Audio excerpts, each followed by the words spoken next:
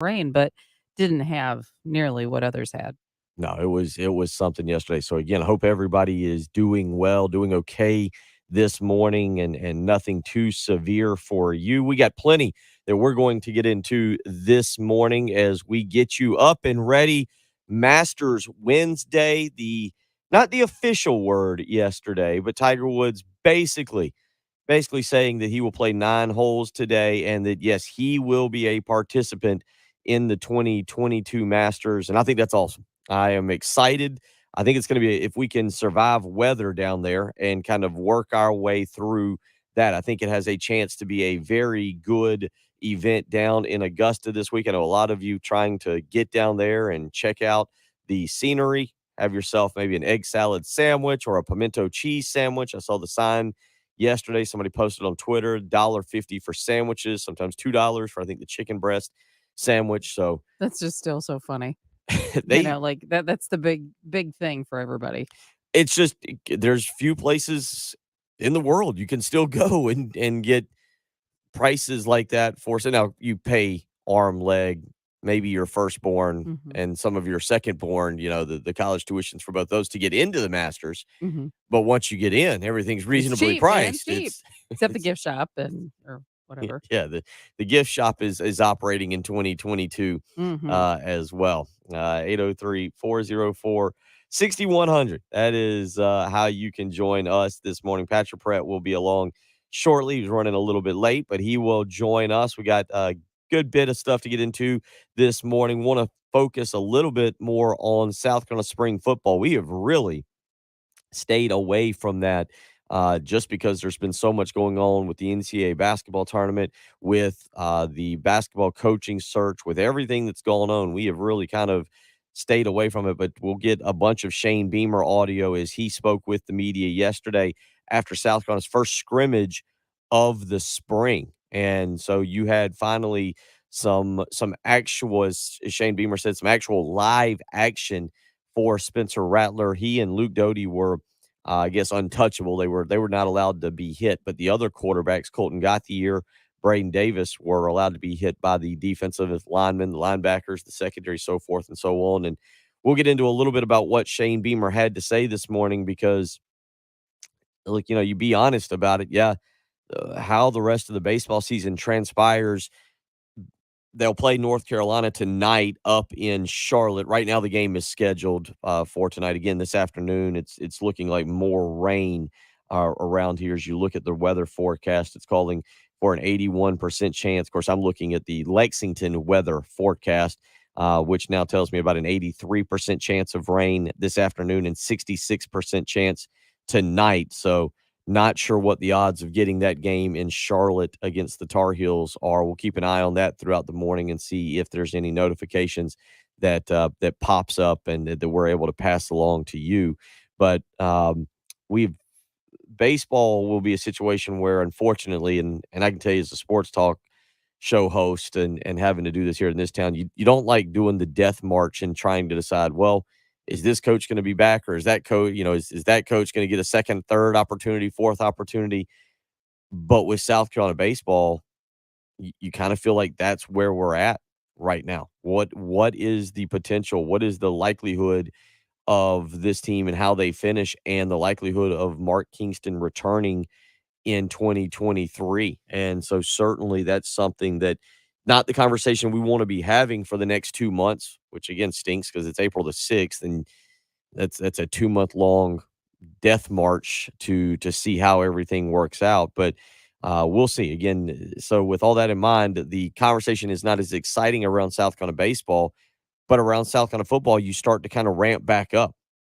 And, the last time we saw this team, they were pulling off a remarkable thumping of North Carolina in the Dukes Mayo Bowl. And now you've added a prized possession in Spencer Rattler through the transfer portal. And our first opportunity will be to really see him perform a week from Saturday when South Carolina has their spring game at 7 o'clock down at Williams-Brice Stadium. And that'll be a chance for an under the lights experience to get out with the family, to do some tailgating that day and to start getting ramped up. So we'll play some audio from Shane Beamer this morning, again, as he met with the media yesterday at about noon to rehash the scrimmage from this past weekend, a scrimmage to which he said the defense continues to perform at a high level. And so we'll get into some of that and get your thoughts and opinions this morning as, again, we transition out of college basketball season and into spring football, the end of spring football, and then it'll be summertime. And then before you know it, we'll be buying those college football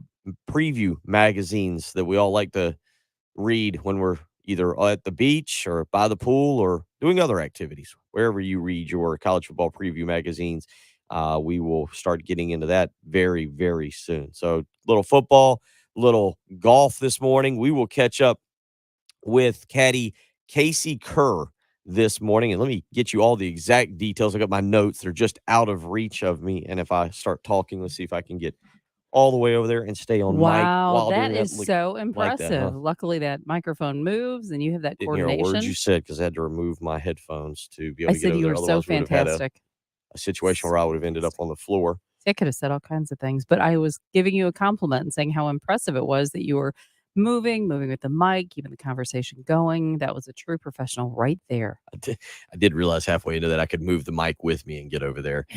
Casey Kerr, former PGA Tour caddied 30 consecutive years in the Masters, has caddied for over a 108, has caddied in over 125 majors. He's caddied in over 1,000 golf tournaments. He's caddied for 14 major champions, 9 of which are in the Hall of Fame, and 6 were former number one players in the world. He brings a incredible perspective on the golf industry to our program. We've had him on before. He will join us this morning at 8:05 a.m.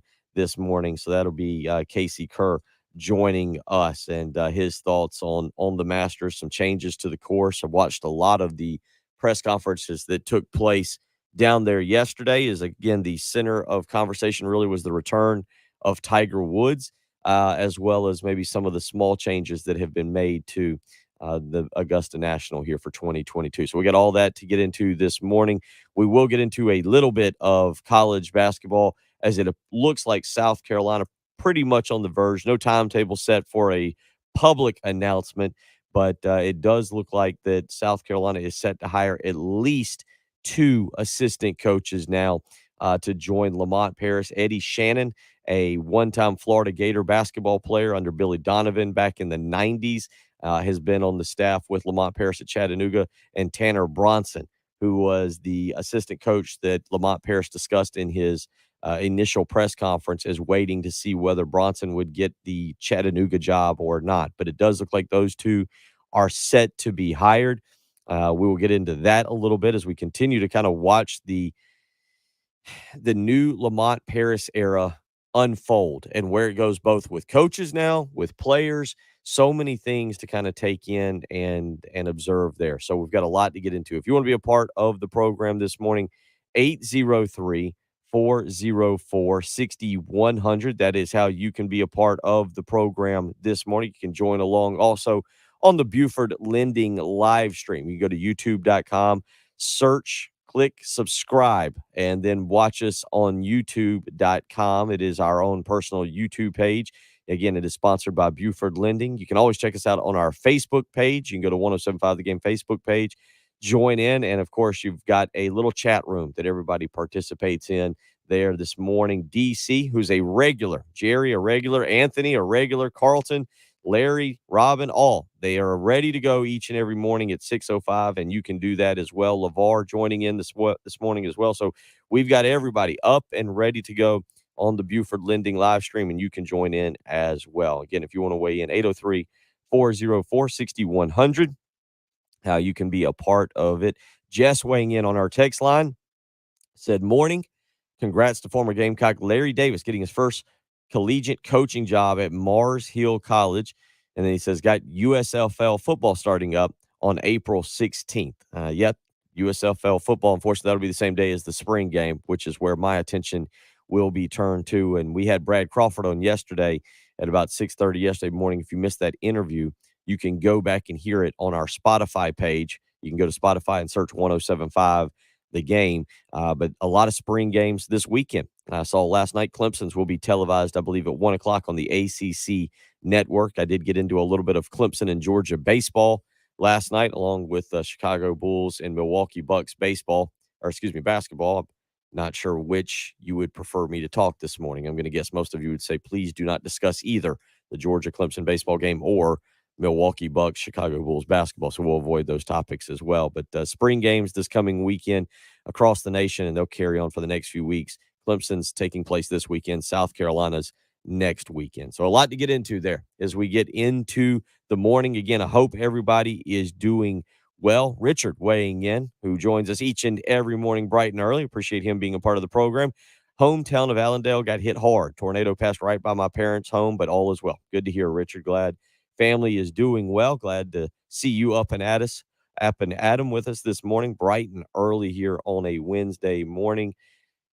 Again, a lot we'll get into. We'll get to some of that Shane Beamer audio this morning, let you listen to that, and kick around some stuff regarding the college football season it's going to be here. It's going to be here. Summertime will pass right before our eyes.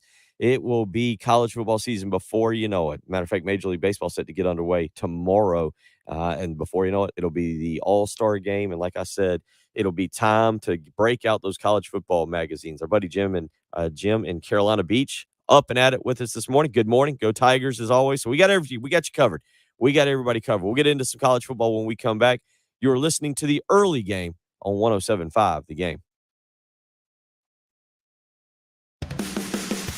Here's what's coming up on the next Extra Point. Hey guys, it's Pearson Fowler here from the Extra Point, and coming up on the Wednesday Extra Point, we'll have plenty of Carolina football and recap what we heard from Shane Beamer Tuesday afternoon, where South Carolina stands after one scrimmage and now a little over halfway finished with spring practice. We'll have a visit with Chris Clark to talk about that, plus a lot more basketball, and of course, continuing to react to the news that Tiger Woods is going to play, or at least is expecting, I guess, to play in this upcoming Masters. That and a whole lot more coming up on the Extra Point, 9 o'clock. The Extra Point with Pearson, Preston, and Gamecock Central. 9 a.m. to noon on your home of the Gamecock. 107.5 The Game.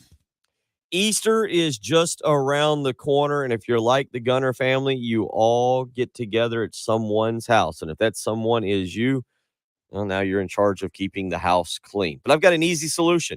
Get in touch with Zero Res. You can call them today, 803-262-4020. That patented ZR water technology, scientifically proven to keep your rugs, your tile, your upholstery insanely clean. And not just keep it insanely clean, but keep it cleaner for longer. You can get in touch with Zero Res and get them out to your house today, 803-262-4020. Right now, schedule and get 3 rooms of carpet clean for $109. And when you mention me, Bill Gunner at 107.5 The Game, you'll get a hallway cleaned for free. So now your house is ready for Easter Sunday for all the family to come over and enjoy the ham and all the toppings, the stuffing, everything that goes along with the Easter meal. Your house will be clean and ready to deal with family members. So don't wait any longer. Get your appointment scheduled today, 803-262-4020. You can book online, ZeroResColumbia.com. 3 rooms of carpet clean for $109. And when you mention me, Bill Gunner, and 107.5 The Game, you'll get a hallway cleaned for free. Again, that phone number, 803-262-4020, or you can book online, ZeroResColumbia.com. Zero Res, spell it backwards or forwards. It's the right way to clean. 107.5 The Game traffic from the Shepherd's Glass Traffic Center. Shepherd's Glass, a true reflection of quality. ShepherdsGlass.com.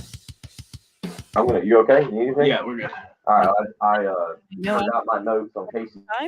Doesn't appear to be any major slowdowns. Could still be some standing water in a few areas, so just be a little extra cautious if you would.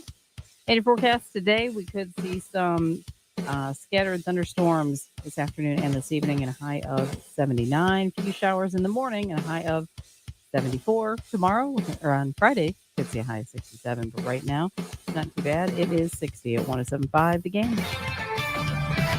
This is Boomer Science with the CBS Sports Minute, sponsored by Mako. Better get Mako. Visit Mako.com to book an appointment today. You can never have enough pitching, goes the old baseball adage. And since the Orioles and Tigers both claim they don't have enough pitching, they announced that for this unusual reason that they're canceling today's spring training finale. Man, what am I going to watch? Boomer Science. The uh-ohs are out there. scratches, dents, unexpected natural events. Here we go. Yeah, no, I'm here. Just got off work like 30 minutes ago. That thunderstorm jacked us up bad. So I just bolted.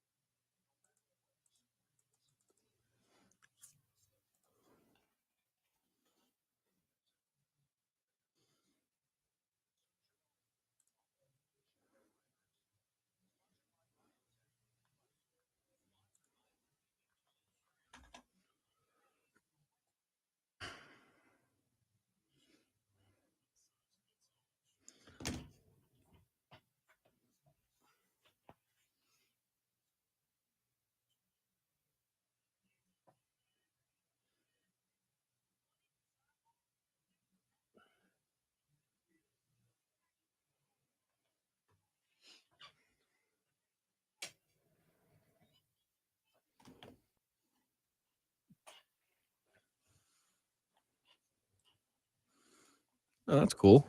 Going to the State House today at noon. When are they going to the White House? Who gets to go to the White House?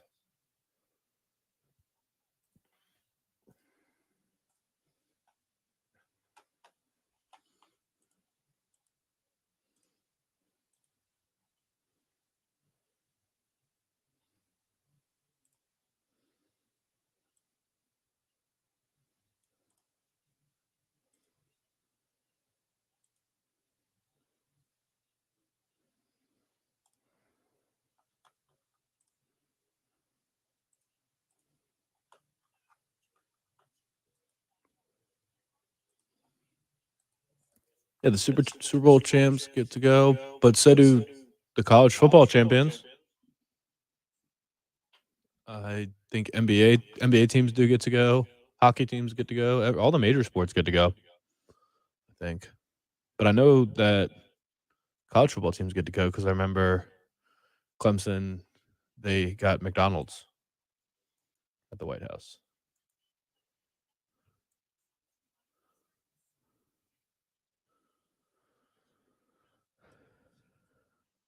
And I would assume the men's basketball champs get to go.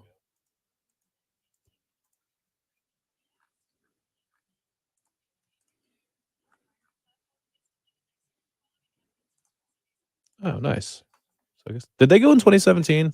I have no idea. I have no recollection of that.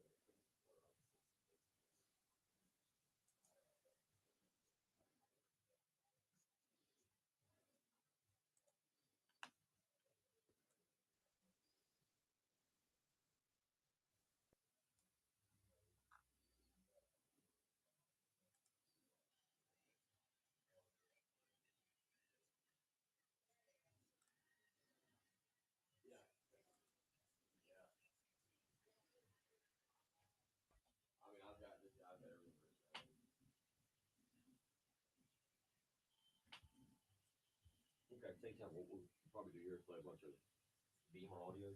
All right. Just to kind of let you get settled in a little bit. Nice. RL just tweeted me. Did the women's basketball team go to the White House in 2017? I think he's right that they declined the invite. Oh, I didn't know. I just didn't know if they were invited at all. Oh, I think they were. I didn't know what teams. That was what I was just talking about. I don't know what teams are actually invited to the White House. Yeah, I assume that they're all actually invited. Well, where does it? Like Gamecock baseball didn't go to the White House, did they? I don't know if baseball goes. It's a good question. So there is a cutoff that we do make a decision as a society.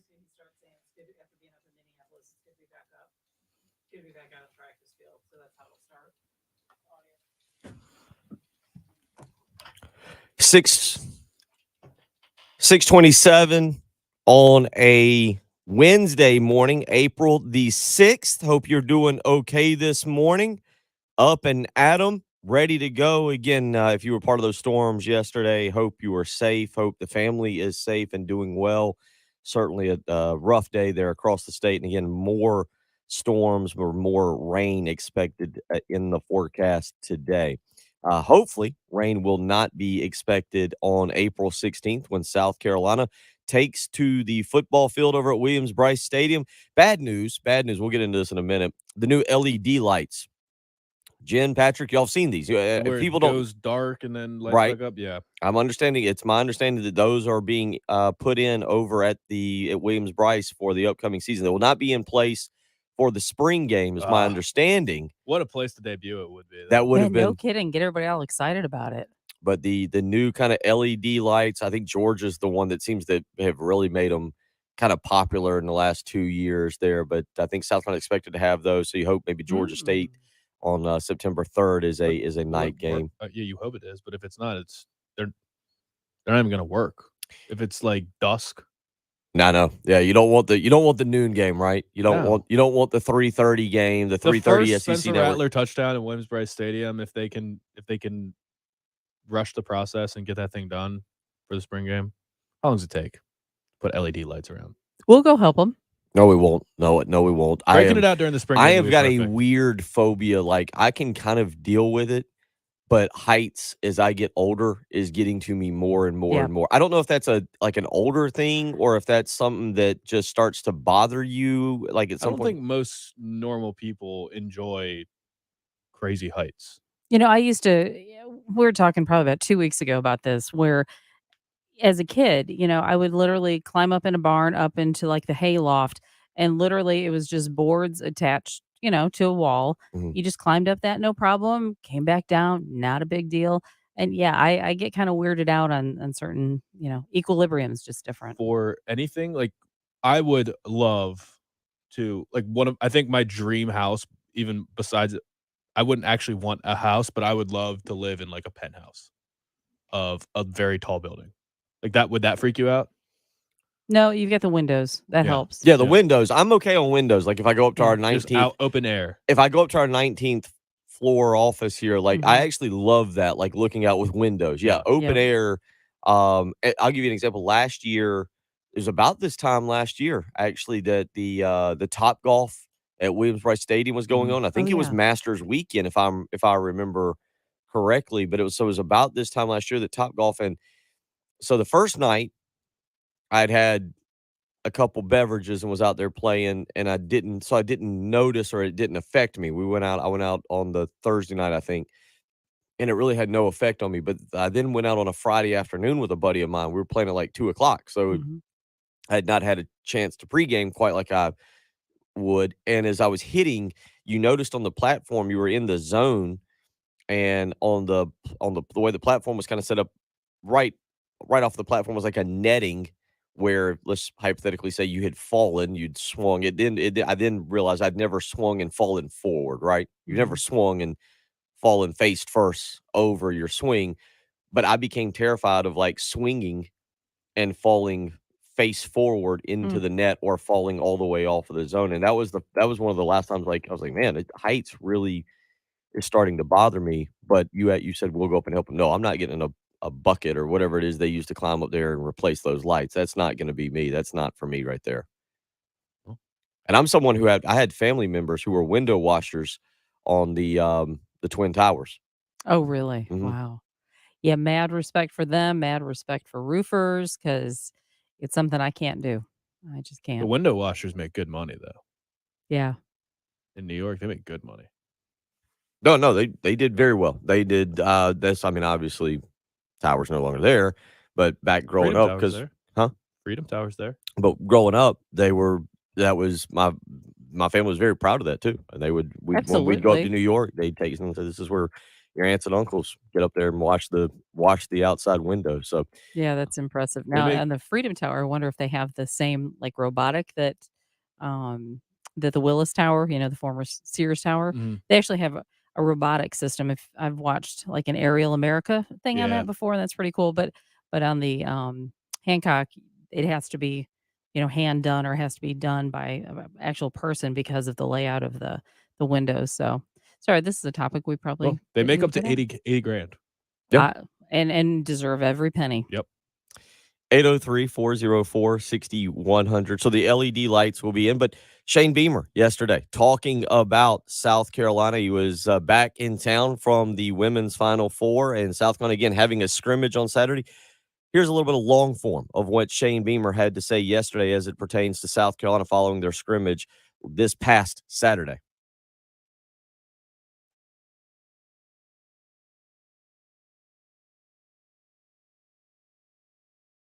Saturday, and then head right into next week, and then ultimately the Garnet and Black game next Saturday night, which again I want to encourage and challenge our fans to be there on that Saturday night. It's going to be an amazing environment. We got a ton of recruits that are coming. It's a great opportunity to see our team and support them and the way that they've been working since we started the 2022 year. And I know our guys are excited about a great environment in Williams-Brice Stadium next Saturday night, and can't wait to see Gamecock Nation there for it. I can remember my first year at Georgia.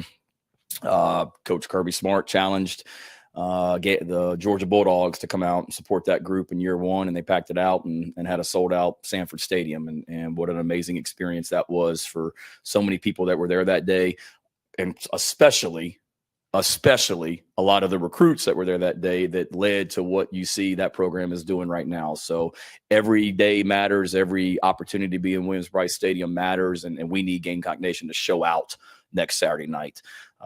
So appreciate all you guys being here. I see that Ben is now on the golf beat apparently as well. Apparently he thinks that Tiger Woods playing in the Masters is more important than what we have to talk about with spring practice right now. So that's a little disappointing as well that he's not here. But I think some of our coaches and players may be more interested in Tiger's plans as well. But happy for Ben to have that opportunity to be at Augusta. I think they got rained out over there today, so he should have plenty of time to tune in and get his football work done today as well. So just kidding. Ben, miss you. Look forward to seeing you back. Glad to take any questions.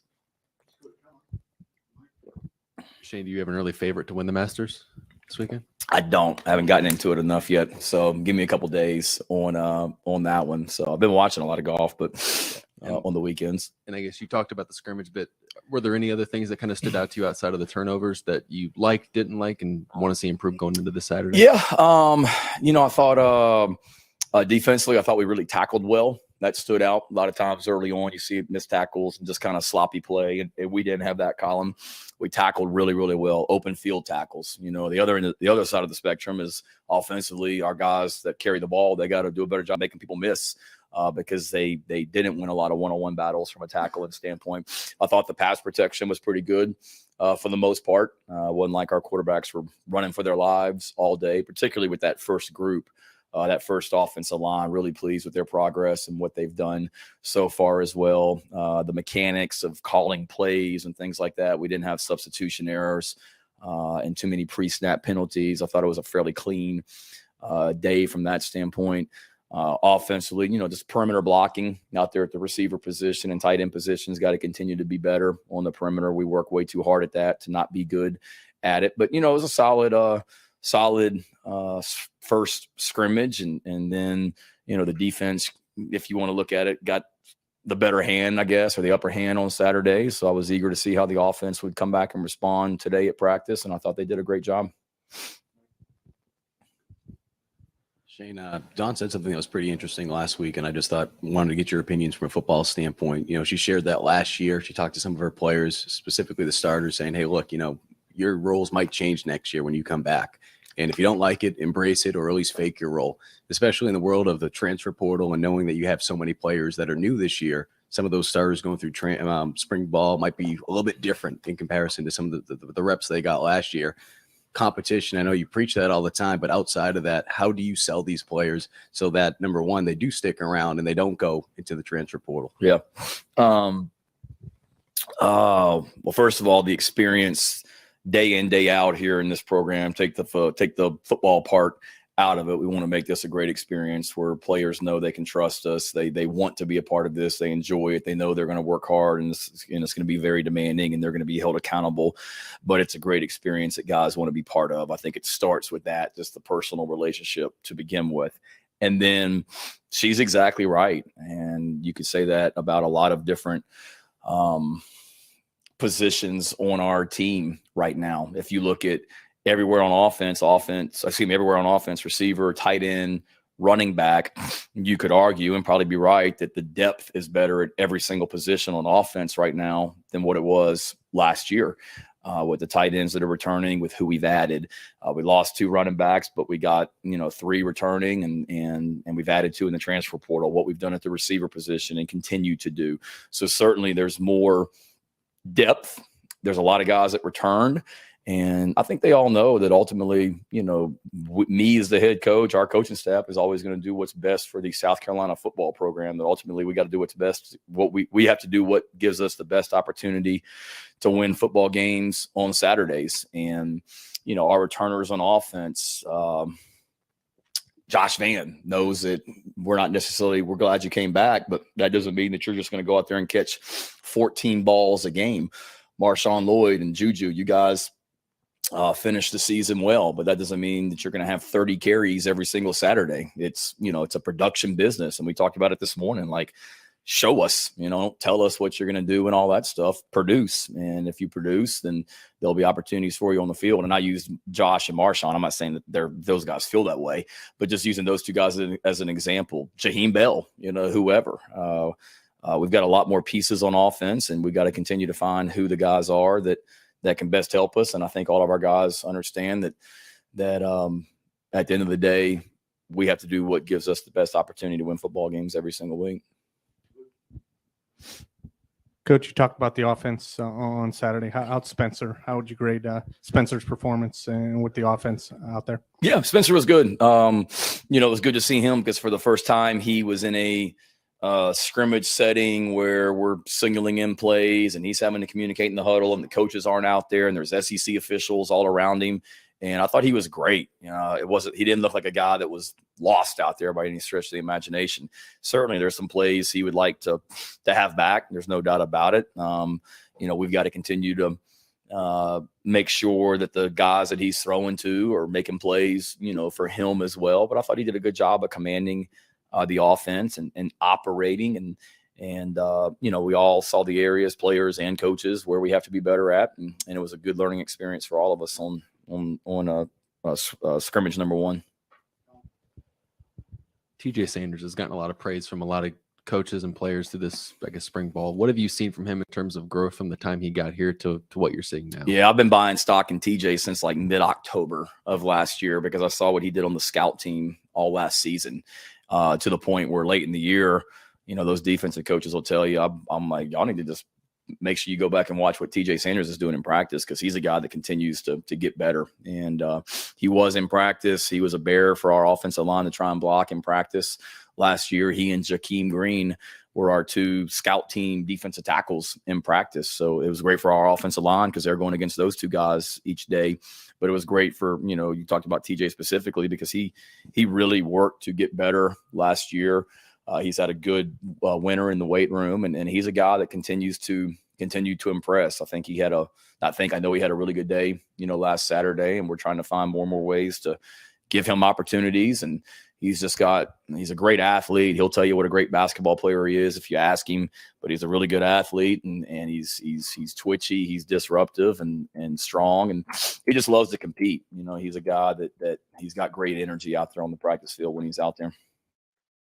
Shane Beamer yesterday, a good bit of what he had to say, and right there talking about TJ Sanders, a redshirt freshman defensive lineman. And Patrick, we've talked, good Lord, have we talked a lot of offense the first 4 months of this year. Spencer Rattler coming in, Juice Wells, talked about the running back situation, the offensive line. But you heard him kind of talking about the defense there, and we've kind of skimmed over that. You lose J.J. Enagbare. You lose Jalen Foster, who is an incredible success story, going from Gardner Webb to walk on at South Carolina to everything he's done. All-American. He's not projected. You don't project Jalen Foster. Where do you see him in the NFL real quick? I don't really. I mean, I don't know if he can do special teams, but he's not going to be drafted highly. But honestly, as well as he played last year, when no one expected it, maybe he just finds a way to make himself valuable and make a roster. But he's not going to be drafted in the top 100 or anything like that. But when you get later on, teams like projects, and mostly they like guys that are they have some sort of characteristic that you love, whether it's just a freak athlete that's raw as a player, or just a guy that is going to be an incredible locker room guy, just an incredible character. And that's exactly what Jalen Foster is from everything that we can tell. He's just a tremendous leader and a person that you want in your building in general. So I think he'll get drafted. You look at this defense, though, and Cam Smith is back. We talked a little bit about with Brad Crawford yesterday and him playing with a chip on his shoulder, Jordan Strawn and Jordan Birch. So now I ask you kind of – Jabari Ellis is back, right? No, he's finally gone. He is. He's finally gone, yes. Officially. Last year was year 12. And I thought last year he was like a 6th-year senior already. To go back to your point on that, I think he did the thing where he said he was coming back, and the NCAA finally stepped in and was like, whoa, big boy. Okay. 13 years is plenty. You've done plenty by now. But Sherrod Green is back. Sherrod Green is back. Now, he's not participating much this spring, but he is back, and that's another one. But with Brad Johnson's back, right? Brad Johnson's back. These guys have been in college forever. They feel like they were part of Muschamp's first recruiting class. Yes. Like they grew up with Will Muschamp's son. But what is a fair expectation for this defense this year? They were great at forcing turnovers last year. They were against questionable offenses. They were typically pretty good. Now we did see them get chewed up by the run at times. And that's got to change. If there's one area that I think you've got to have, it's got to be on the interior. Rick Sandedge is another guy who we haven't seen much in 2 years. He didn't play much on the COVID year, and then last year broke his leg going into the season and never played. Zach Pickens, I think, would have been a top 4-round draft pick, so it would have been in the top half of the draft, but it doesn't feel like he's lived up to the 5-star potential that he showed up to school with. Not quite. I'm actually expecting a monster year from him. Okay. Like if you were saying who's going to come out of nowhere and just really be dominant, I for some reason just think Zach Pickens is going to have a tremendous year. I thought he was very good and very underrated last year. If we're talking about freshman and sophomore years, I agree. Didn't live up to the hype necessarily. Got playing time, but wasn't too much of a difference maker. But I thought in South Carolina's biggest games, he was making big time plays, and he was really a problem. I think he got heavier last year and stronger. Like I think he's like really turning into a true problem on the interior defensive line. I think he is going to be very, very good this year. I don't know who's going to step up beside him. I mean, you would like to see Alex Huntley step up there. Tonka Hemingway, probably another year in the program for him. He's probably gotten bigger and stronger, and he already had a good frame. So I would think between those two guys, you feel pretty good about that. But Rick Sandedge is one that kind of has flown under the radar. He contributed really early on as a freshman. He was great in the Georgia win over there, which now feels like a decade ago. And then you just never really saw him again. So yeah, I agree with that. I mean, you're going to just rely on probably Strawn and Birch to be your pass rushing threat. If everybody else can just on the interior just be run stuffers, and then Zach Pickens can push the pocket and might actually be a legitimate pass rushing threat, but your pressure is going to come from the edges. Well, as it pertains to the defensive line, because Devontae Reed is another transfer in the secondary, you're hoping steps in and maybe fills Jalen Foster's spot. But Terrell Dawkins, who was very good his freshman year at North Carolina State, then didn't have such a good year last year. They attributed that to moving to more of a 3-4 and him being a stand-up guy. But he's another pass rusher that you're hoping can come in and provide some depth. behind Strawn and Birch. The Jordan brothers have got to be the ones that this year, really take their step forward on that defensive line. And again, I think Clayton White can generate pressure on the quarterback with blitzes or with different plans. He showed that last year. You go back to maybe one of the most underrated plays of the year that because it happened right before halftime of the second game, the blitz up the middle that caused the interception for Damani Staley, who runs it back and changes the dynamics of that game. But Clayton White was able to scheme up ways to get guys free and get guys with clean looks on the quarterback.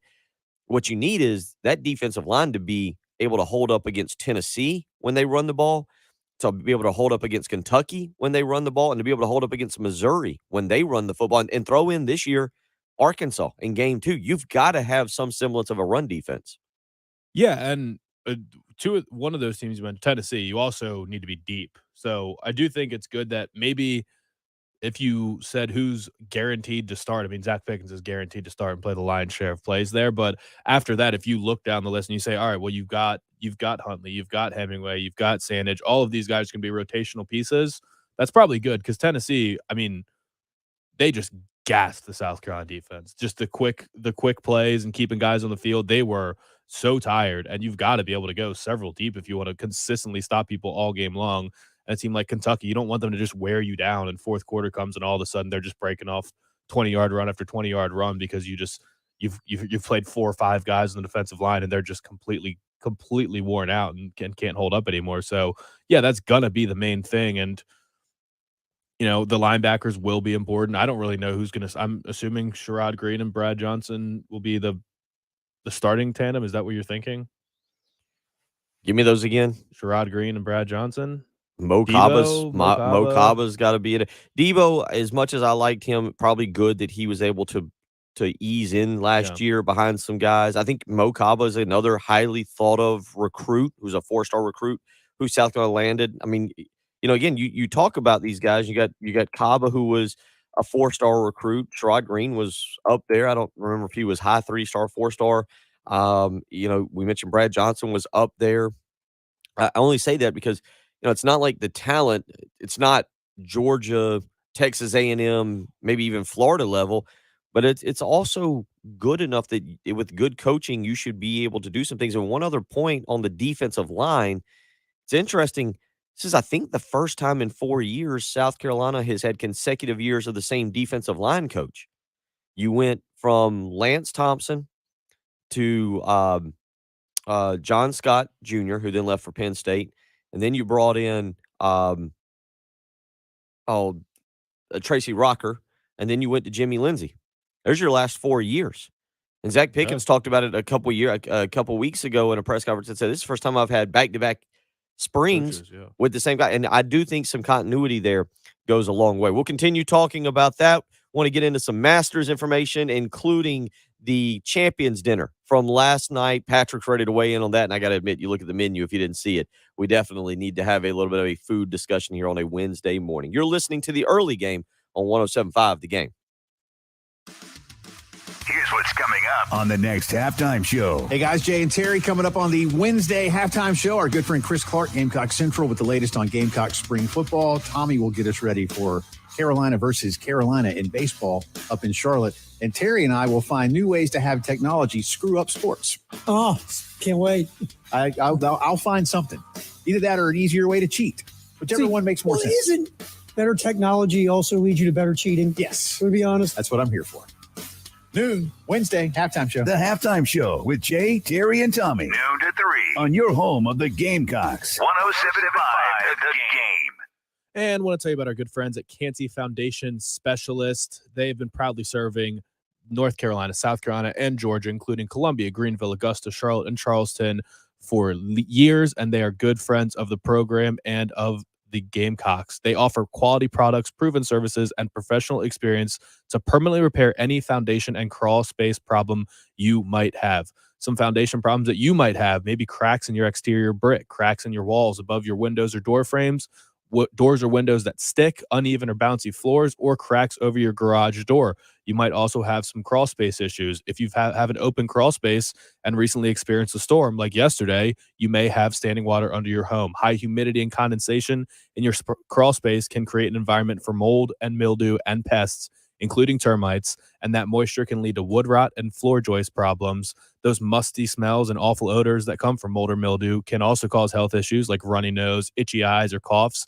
And 50% of the air you breathe in your home comes from your crawl space, so you need to make sure that's taken care of. It's not just foundation and crawl space, though. They also offer services like concrete leveling, concrete repair, commercial services, basement waterproofing, and even more warranted products and trusted services that you can check out on their website at canteecanfixit.com. So again, you got to get out there, talk to them, let them come check it out and see what they can do for you. It's canteecanfixit.com, or you can give them a call at 803-424-8380. That's 803-424-8380. 107.5 The Game traffic from the Shepherd's Glass Traffic Center. Shepherd's Glass, a true reflection of quality. shepherdsglass.com. Craig, I think you're combining players. We don't have an RJ. RJ, if you want to see RJ Barrett, he's a New York Knick. Are you talking about TJ Sanders or Nick Barrett? Or RJ Roderick. Or RJ Roderick. That's a good question. Yes. You've combined a whole bunch of players there. A basketball player, 2 defensive linemen, and a safety. That would make a heck of an athlete, though. I did watch. I got into the Bulls-Bucks game last night for a little bit. I love that the Lakers are done. Did they get eliminated last night? Yeah.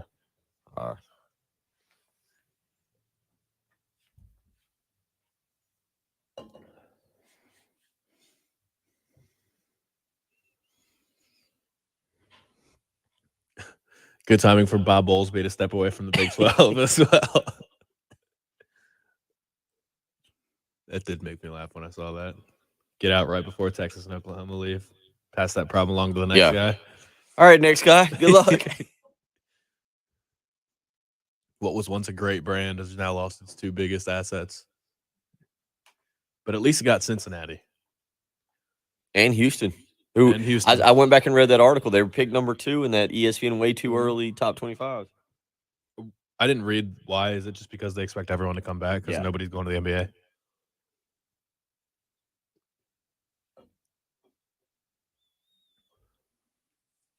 That's what you need now. That's what Kansas had, and really that's what North Carolina had. They were the 2 best teams that had the best players that just were not quite good enough to go to the NBA, so they had to be in college.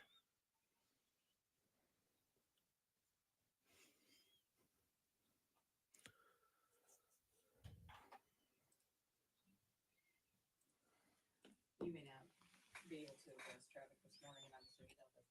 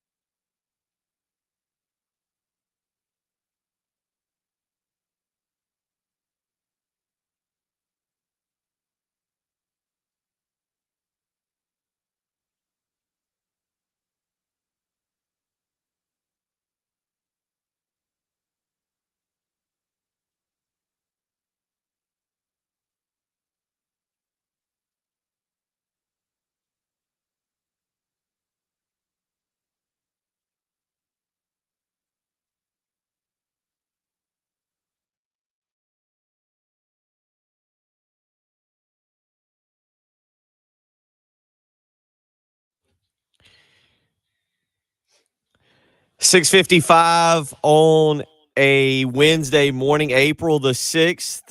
I have a confession to make. I'm a bad father. I have allowed my son, Austin, to be a Los Angeles Laker fan. I'm not sure how that occurred.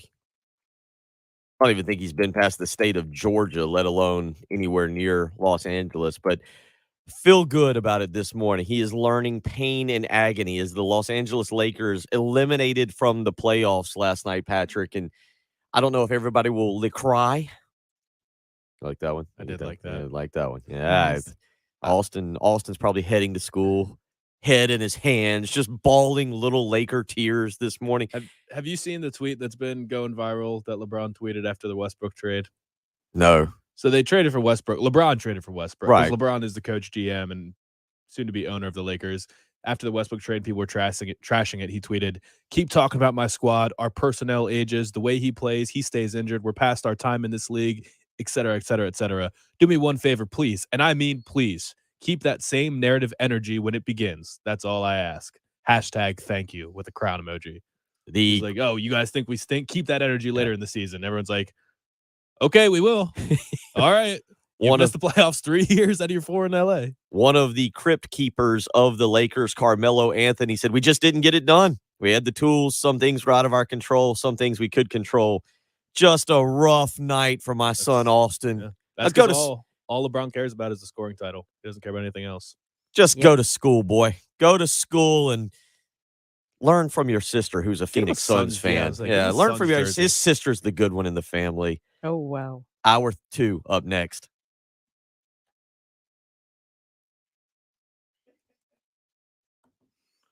Lakers will be back. Yeah, the Lakers will be back every other year because all the free agents want to live in LA. So the Lakers will never be bad for an extended period of time. They just need to get rid of LeBron. LeBron is a cancer to that organization.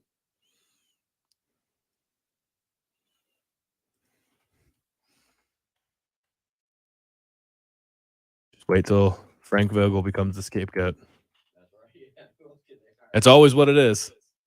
Whoever the coach is, it's never LeBron's fault. My favorite part of all this, because we won't really get into it on the show, I'm assuming, but LeBron made them trade for Russ. Clearly did not work at all.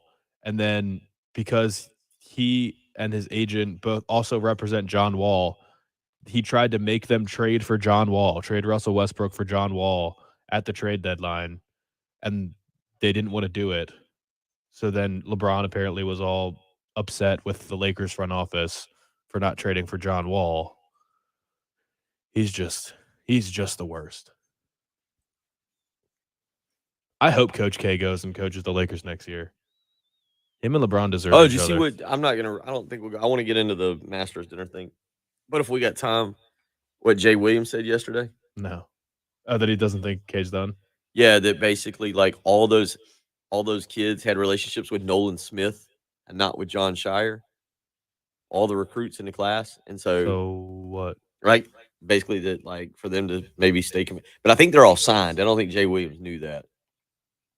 And basically He's saying the recruits? Yeah. They knew John Shire was going to be the coach when they committed. Well, but Nolan Smith just left there to go to Louisville.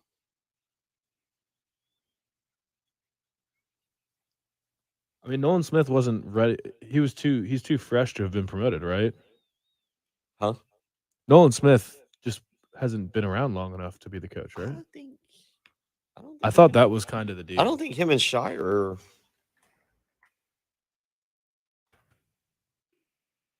I mean, did he leave because he's upset that he didn't get the position? Oh, he has been around since 2016. How long has Shire been there?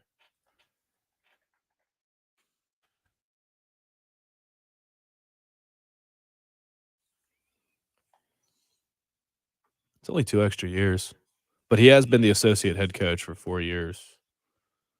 And Nolan has just been an assistant. So he did get a promotion to go to Louisville. Well, and that's where his dad was from. I think that's where he's from. Yes.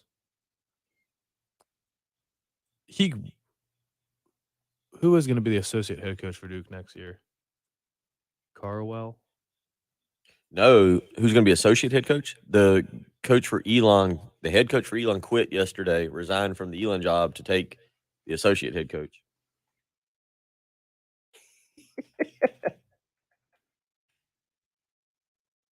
Mike Schrage. How do you say this? Schrage?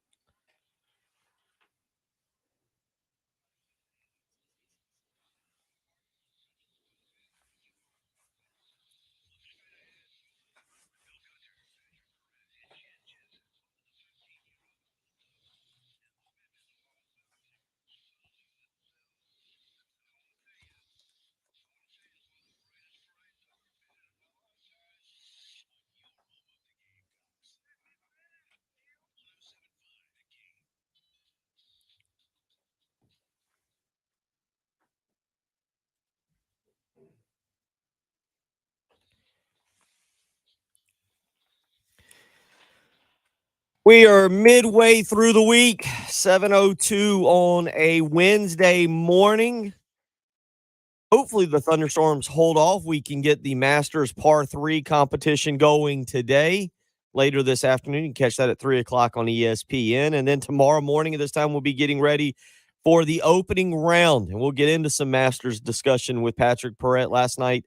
The Champions Dinner, Hideki Matsuyama, and it did look delicious. It absolutely sounded. I was looking for pictures of it, and I could not find pictures of it.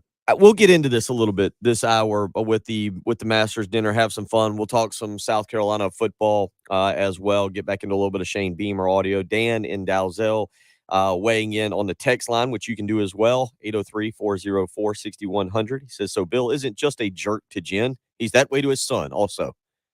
That's right. I know no limits. Try to wake my son up this morning and make him feel good, Dan, about going to school with the Lakers being eliminated over the last night. So I try to make him feel good. And he and his sister, his sister has become a large Georgia Bulldogs fan. She pulls for Carolina, but she's joined the family tree there, which a lot of our family is Georgia fans. So she uses that to pick on him as well. So his sister and I team up on him. So good chance there in a very short segment. He's going to be bigger than you at some point. They're both going to be bigger than me. They're both going to be. They are already, of course, not hard, not very difficult. So that's true. Not very difficult. So hope if your child is up and at 'em this morning, you're stopping and getting them a donut on the way to school. It's 7:03 here on, again, a Wednesday morning on 107.5 The Game. And you heard us just mentioning it, Patrick, yesterday. The Champions Dinner at the Masters. And Jen, you played golf. Patrick, you've been around golf. You're not a huge fan of playing it, but although if you were better at it, you might like it a little bit. I think that's a fact. Yeah. Although I'll admit to you, half of golf is camaraderie, right, Jen? Like, we're well past our competitive age. You go out and you play golf now, and it's about time with your friends, time outdoors. I will admit there's a thin line there on like 4.5, 5 hours outdoors. And we know Patrick is not the biggest outdoors person at this station. Well, and depending on the time of year, when it's summertime and, it's you sweat through your clothes at least twice. It's like, okay, the fun is starting to wear off a little bit. Yeah. But yeah, it is. It's camaraderie. It's obviously laughter because you can only laugh. Otherwise you'd cry at some of your shots. And, it's a little bit of a hunting expedition on occasion, looking for a ball in the woods. I still tell myself that I'm going to eventually play golf, but right now I'm just way too busy. I work overnight. I'm asleep during the day. Like, there's just no time for me to try and pick up golf. But when I have more time, I do plan on one day learning how to play, because I do like the idea of it, and it is camaraderie, but also if you're just terrible at it and literally don't know how to do it, it's just not fun to do. Mm-hmm. So if I'm going to be spending time with my friends outside, I'll just sit on the porch or something. The thing, I mean, again, golf at this age now, I've got a group of buddies that we go and play, and we've known each other since like middle school, and it gets a tad bit too competitive, and normally somebody throws a club and somebody throws a shoe, and there's normally Chad McMurray's crying in his cart because it's gotten too competitive. And Something I can probably hang with you guys at this point. yeah, 'cause you that sounds a probably lot could. like me. Yeah. It's a buddy of mine, Benjamin, who played with me out at Windermere a couple weeks ago. We normally beat up on our buddies, and like I said, McMurray ends up in the cart crying and just sobbing into his beer. But it's a chance to go out. It's a chance to go out and have fun with your friends. Now, with all that being said, I think we would all, if you're not familiar, even if you're semi-familiar with golf, maybe you've heard of the Champions Dinner. Mhm. And Patrick Jen yesterday was kind of laying around the house for a better part of the day. A couple of CBS, I think it's, or what is it? Yeah, I think it's CBS. Their sports channels doing some live from the range, like live shots of guys hitting and kind of live coverage from the Masters. Obviously, the Golf Channel gets involved and has got live coverage from the Masters. But some of the things they were doing yesterday was kind of talking about stories that former champions will tell, because this is such an exclusive event. And Tiger kind of talked about it yesterday. I think it was Tiger Woods who talked about it yesterday in the press conferences, and they were asking, what is it about getting back and being able to go to the Champions Dinner? And he said, just the way we talk to each other at that dinner. He said, I can't share the stories with y'all. There's stuff that stays in that room but behind those doors, and how cool that is. Jordan Spieth yesterday was talking about the Champions Dinner. He was fascinated last night to hear Ben Crenshaw try to MC it with Hideki Matsuyama up there, and he said Hideki's English has improved, but he doesn't know if it was to the point of being able to speak to a large group like he might have to do last night. But part of the Champions Dinner is the meals that are prepared. And Patrick, you've got the meal there in front of you was prepared last night by Hideki Matsuyama. This sounds absolutely delicious as to what was prepared last night. Yeah. So the appetizers were assorted sushi, sashimi, and nigiri, and the other appetizer was yakitori chicken skewers, and then the main course was miso glazed black cod, and then the one that really fired everybody up, I think, was the Miyazaki Wagyu. Wagyu is, I've never even had it. It's so expensive. I think it's $50 an ounce. Isn't that like, it's a beef, isn't it? It's a beef, yeah. It's apparently Jordan just the Spieth, greatest beef. Jordan Spieth yesterday in his press conference, they were asking him about it, and he said that he had it before, and he said, I'm going to offend people back in my home state of Texas. He said, it's the absolute best beef I've ever had, hands down, anywhere. He said it is absolutely phenomenal. Yeah, so I hope to one day be able to try it, but it's genuinely like hundreds of dollars to order that. So I don't know who's paying for this. Is it the club? Yeah, that's, I mean, you put out the menu. What you want, they'll make it happen. Okay, so yeah, and then Japanese strawberry shortcake for dessert. So really a unique meal. And I was doing reading on it, and some people were fired up about it. There was a video of Dustin Johnson being asked about it. Did you see that video? I didn't. He just had a glazed over expression on his face. I don't think he knew what he was hearing at all. He was just like, yeah, I like all of those things. And they're just like, okay, cool. I don't think Dustin knew what he was about to eat. But then I was doing more reading, and apparently not everybody eats the dinner. No, you can order off of the there's a menu. I don't because think that's cool. Well, I think you don't want to go in. You don't want to go in. And apparently Gary Player never eats the meal. Yeah, Oh, but he's really? like, Does he order the chicken fingers platter? Yeah. no, I think he orders probably like a grilled chicken breast, steamed. I'm dead serious about this. Like Gary Player is what, 85 now? 86. Is that 86? And still does like 150 sit-ups an hour per day, and 27 push-ups in 37 seconds, per hour. Like, it's ridiculous. I mean, he is in incredible shape, and I would be willing to bet that that's part of it, is that he probably goes in there. That's what I said. It was health concerns. Yeah, and just orders a chicken breast, like a steamed chicken breast, steamed broccoli, steamed carrots, and I would have beef with anyone that didn't eat the dinner. Craig weighs in on our Buford Lending live stream. He says players pay for the meal, the winner. That's what I was asking, because I did see I think it was a TMZ article. That's where I read it, and it said Matsuyama is really like bawling out for his meal.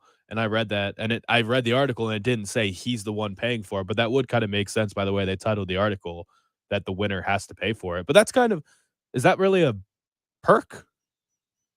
Hey, you get to host the dinner and you get to pay for it too? I don't, That doesn't seem right. It seems like that's the club. That's the club taking care of you. I don't know if Craig is Craig. I feel like Craig's saying that the players pay for that the other champions pay for the meal. Does that seem I mean, right? that seems like it would make more. That seems like it would be the former more, champion. This is like your last. I think Craig might be right that the player has to pay for it. He has to cater his own meal. I thought it was the winner does that was just kind of. I mean, some prize. And you would think too, looking at what that menu is, where there was the sushi and all that, it would almost make you think that I'm paying for it, so I'm putting this. Is that how they get their money back for the purse? I mean, like the year before they gave you. I don't know what you win. I mean, for how the much? Masters. If he gave an 8-ounce steak, how many people were there? I looked at the picture. It was what, 20 guys? No, it's got to be more than that. Do they all go? I mean, I'm sure as anyone that's physically. Well, we know one that wasn't there this year. Phil Mickelson wasn't there. That is true. All right, I'm counting them up. 2, 5, 8, 11, 12, 13, 14, 15. 34 people, it looks like. So that's, I mean, it's got to be $500 a head, right? That seems At fair. least $1,000 a head? No, I mean, Matsuyama. Here, think about this. Matsuyama is done really well, like really 5 well to 10 worldwide. grand. Yeah, really well. Now, by the way, and we'll ask Casey Kerr, former PGA Tour caddy. Again, let me read you his accolades. He has caddied at the Masters for 30 years. He's caddied over 125 majors. He's caddied in over 1,000 golf tournaments. He has caddied for 14 major champions, 9 of which are in the Hall of Fame, and 6 were former number 1 players in the world. He will join us at 8:05 this morning. He's got a couple interesting things that he wants to get into this morning as it pertains to the Masters, not only with the changes to the course, also who his selections are. He wants to get into a little bit of an interesting prediction he's got as it pertains to the Masters the next 5 to 10 years and how it involves an amateur. We'll ask him that. Kyle Thompson will be on. Kyle is actually going to be down there today, so he will join us tomorrow morning, and we'll get the answer to this. We'll try and figure out what it is, because I got to admit, I feel like if you're just an average golf fan, if you really don't keep it, but even if you just tune into the Masters, if you're familiar with the Masters dinner, I was trying to think of an event, like an event that you could somehow get a ticket to go. Not even that. Just, is there anything? I was thinking of a similar question, but just like, is there any more elite event or enjoyable event? Because the only thing I could think of, which doesn't match it, is like the Heisman ceremony. And I know that you hear the Heisman winners say how much they love coming back every year, and they go out the night before, and it's great, but that's still not the same as the Masters dinner. You all throw on your green jackets and sit down and eat a ridiculous meal and just. I don't, Jen, is there anything, maybe the 500? Like, I don't know. Is there anything in NASCAR? Because I'm trying to think, there's nothing in football or baseball or basketball that's such an exclusive club. That's an annual thing. Right. I mean, the 72 Dolphins pop in their champagne every year when the last team loses their last game? Yeah. No, this is definitely a different tradition.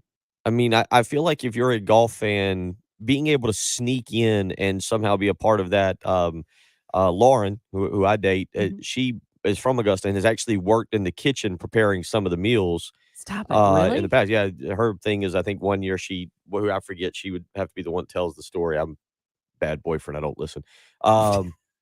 Just going savage on everybody this morning. But she, I think one year was in charge of like cutting up the strawberries. Granted, not, they're not asking her to sear the steaks or to, stir fry the vegetables or anything. It's just, hey, cut up strawberries. But yeah, so she's been around for it. But like, would you even be willing just to be in that environment, like to be a server? Yeah. Or something. Yeah. Just because it seems like such an incredible event that you can go and be that we have zero access to. Like, they don't let cameras in. Listening to Tiger and Jordan Spieth yesterday in their press conferences, I mean, there's not even much of a discussion about what goes on behind those doors when they go in for that meal. And what do you want to bet that those servers and wait staff, kitchen staff, I guarantee you they sign an NDA. Yeah, like, you are not going to talk about this. We will sue you and sue you massively. Yeah, it's really interesting. I mean, it is a pretty fascinating event. I'd be willing to be a kitchen person, and they probably don't want that because I'm a terrible cook. But I'd be willing to. It has not, I think most times you're like, oh, I'd like to be a kitchen person so I could like go out and be around But you probably don't have a chance to You know- be that much. Well, I'm just thinking like just to be able to see, because a couple of years ago they did a little documentary on it. I think it was the year after Dustin won. I think it was the year Dustin won. So maybe it was last year is what I'm thinking. And I saw a little documentary on it. But again, there's a certain time where they basically admit, no, the cameras go off. This is an exclusive event. We do not discuss what goes on behind these doors. We do not show what goes on. It is a really neat, wild event that takes place down there. And then again, read that menu again from last night, because you're right. I don't know. Chuck weighs in on our Buford Lending live stream. He says the same thing. He goes, I think Craig is right. I think the winner pays. Mm-hmm. They probably are. They probably are right. I mean, that also kind of, if I'm gonna try and compare it, it kind of does make sense. It's like the rookies buying dinner for the veterans in the NFL. Like maybe it's a little bit of like slight hazing. Like, hey, welcome to the club. Now buy our meal. Like that kind of, either that and or that's swirly. Yeah, in that sense, it kind of does make sense. Like, hey, you're joining the most exclusive club in golf, so to welcome you in, we're honoring you with a meal, but you are paying for it. Like that kind of makes sense to me. So I'm kind of more on board with it as I'm kind of sort of talking myself into it. I'm looking to see. So you said there was 34 people there last night, and you estimated $500 a head. But does that count what I'm assuming to be wine, an open bar? I bet it costs $10,000. I've got 17 grand last night. If it was $500 per head times 34 people, I'm at 17 grand right there. And that's probably add thousands of dollars. So okay, 25K. So 25K, and I'm looking And here. you better be a good tipper. Well, last year, the winner share. So Matsuyama won just over $2 million. So okay, so they're not getting all their money back from Matsuyama, but you're getting a chunk back, because you're right. Then you throw in, if he's got to sign the tip at the end of the night, like that's. You'd like to think that all of those rich golfers are throwing money to the servers. I would like to think so. You would like to think. Yeah. But I got the tip. You pay for the meal. I got the tip. Yeah, that would be good. Everybody just throw the server a 20, all 30, whatever of you. In good shape. Couple of you weighing in, 803-404-6100 on the text line. Anonymous texter says, got the inside scoop. The club pays for it in honor of. Another person weighs in and says, it's like the hole-in-one rule of buying drinks for the room. One of the reasons I've never hit a hole-in-one, but yep, agree with you. And Richard says, you have to remember, $1,000 meal is nothing for these guys per person. Yeah, right. But then you start throwing in, this is the equivalent of the offensive line taking out the rookie running back and then sticking him with the tab. Yeah, no, that's exactly what I'm saying. It's kind of like the welcome to the club deal. And it is. I mean, that's why it is just kind of wild to think about. Some of the greatest golfers of all time, or at least this generation, aren't like Rory can't go. I mean, it's so exclusive, and so like Rory's better than many golfers in that room. Danny Willett, he's much better than Danny Willett. Yeah. I agree. Oh, that's true. Like, and some of the biggest names in golf can't go to this event. I'm thinking that is a good. Think about what Patrick just said. Like, you go to an NBA All-Star game and you've got the top 75 players of all time, and you're honoring with this big dinner. Other people can probably just show up. Like, yeah, all right, we'll invite Westbrook in and let him, all right, it's okay, come on in. We're going to honor these guys, but you can be a part of it because you're a good player. That is a funny point when you say it out loud. Like, I'm trying to think, you got McIlroy who can't be there. I mean, just think of some of the best golfers right now. I mean, most of them are young, so it's not really the same. John Rahm last night is eating at an Outback Steakhouse and not, JT's like best friends with Tiger, but he's got to go to the Hooters with John Daly and sit outside there and drink whatever Miller Lights or whatever John Daly's drinking these days. But yeah, that's the thing. It's wild. Like Rory, Morikawa, like these guys are better than Matsuyama right now. But Matsuyama is out there with all the big wigs, hosting dinner, eating sushi and Wagyu. It's kind of awesome. But would you ever not eat the meal that was served? Like, would you go off and order? I think you have to. I would have such a problem not eating the champion's dinner and ordering off the menu, ordering a cheeseburger. Because I've been there. Who hasn't been there where you've had to go to a meal? Well, it's kind of like, a wedding dinner or something like that. You may not be thrilled with selections. Okay, we'll run through the McDonald's. Well, if I was a kid going to eat dinner at my friend's house and they're serving something, I'm like, I don't really like this. But you know what? You just power through. You eat it and you pretend to like it. Because the one thing that I kind of understood was the VJ Singh Champions Dinner. Apparently, he served like spicy Thai food. And I pulled up his menu, and I don't really know what most of it is, but I see seafood tom kha, which is shrimp, sea scallops, and coconut lemongrass soup. Might be spicy. There was a chicken curry, which maybe was spicy, but mostly there's a baked filet Chilean sea bass with three flavored chili sauce. So I get that some of it might have been spicy, and the people were scared by the spicy Well, yeah, Thai you food. don't because you don't. If you get your stomach, most of those guys are going back Well, to they try get and another win a day. green, or to win another green jacket.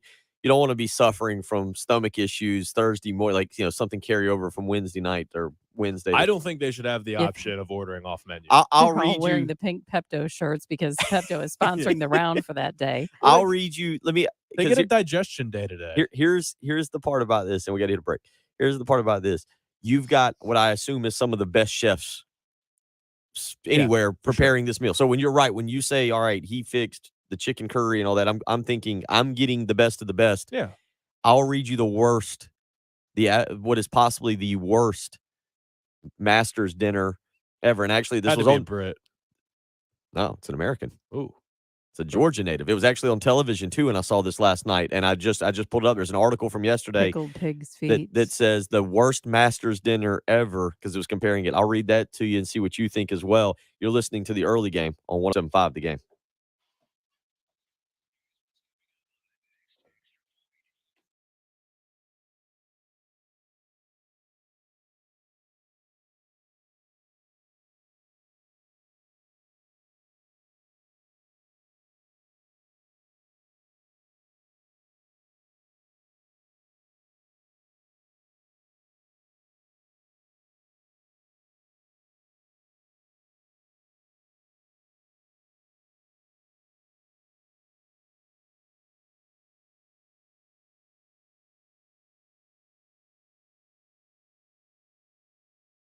All this talk about the Champions Dinners got me thinking we should start a new tradition here on the early game. We should have a traditional pool party for the NASCAR Pick'em winner. That would be pretty cool. I mean, you think about it, it would be me and me. Well, what better party? Oh, yeah. You, your ego, and your second ego. I mean, that Yeah. would be a great party. That would be so much fun. Those are the people that I love the most coming to my champions dinners for the NASCAR Pick'em. That would be a blast. And of course, if it's a pool party, I've got to have a clean pool to be able to have all these to have me have a great time. And of course, I rely on Corley Pool. Tracy Corley, that's who keeps the pool clean around the house. He can do the same for you. 803-445-8109. Flat rate pricing, including all the chemicals. It's more affordable to use Tracy Corley and Corley Pool Solutions than for you to go to the pool store yourself, try and ballpark the chemicals, figure out the pH balances, not ruin the pool. You want somebody who's a professional, 20 years of experience in the industry, knows exactly what they're doing, and will make sure that pool is clean and ready to be used when you are ready to do a cannonball into it. So call Corley Pool Solutions today, 803-445-8109. Weekly pool maintenance by Tracy Corley himself. Coming to your house, identifying any issues, making sure that pool is not murky, it's not filled with pollen, and it's ready to be used. So don't wait any longer. Call Corley Pool Solutions today, 803-445-8109. Flat rate pricing, including all the chemicals. So when you've got issues with your pool, Tracy Corley is there, and they're ready to maintain it, keep it ready for you to be used. Call Corley Pool Solutions today, 803-445-8109.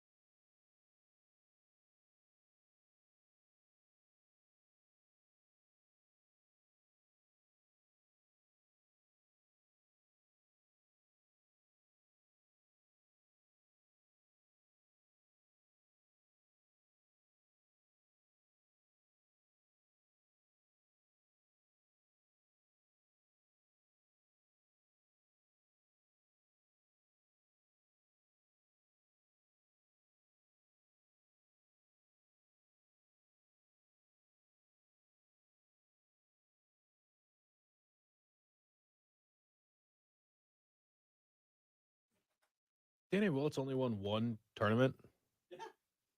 Look up Charles Schwartzel. Didn't Schwartzel win a match? Yeah, I'm crazy.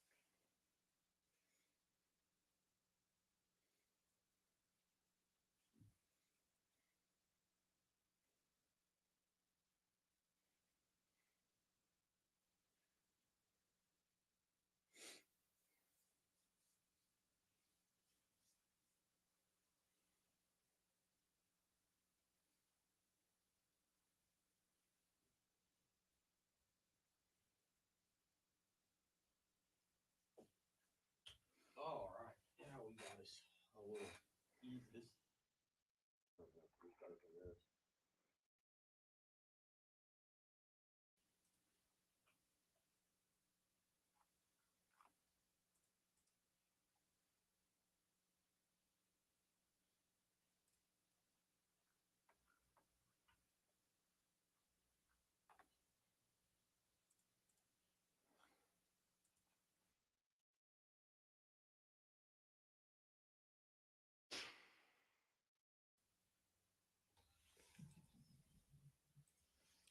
There's actually, it seems like a pretty good debate now breaking out about whether or not the winner pays for the meal. Oh, old timey meat. What we got?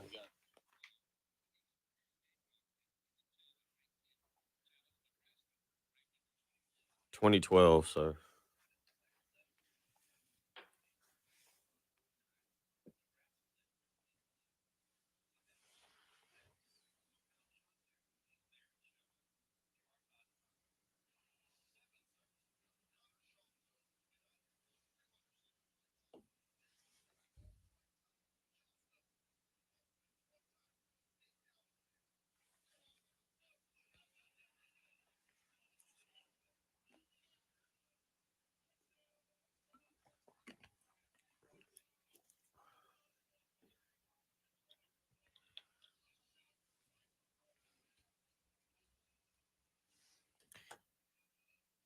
Yesterday, Austin and I were picking up early. We had to go sit in the. I looked at the iPad. Normally we would take just an hour break to pick them up at the end. And in my car, I've got your Space Jam DVD, but I've also got the Gamecock CD, like highlights from I think this year, 2012, whatever it is. And so it goes through every game. All of it is that was good. I've never really listened to that. Like normally Austin has it playing a little DVD. Yeah, so you're not listening to it. So I'm not hearing it.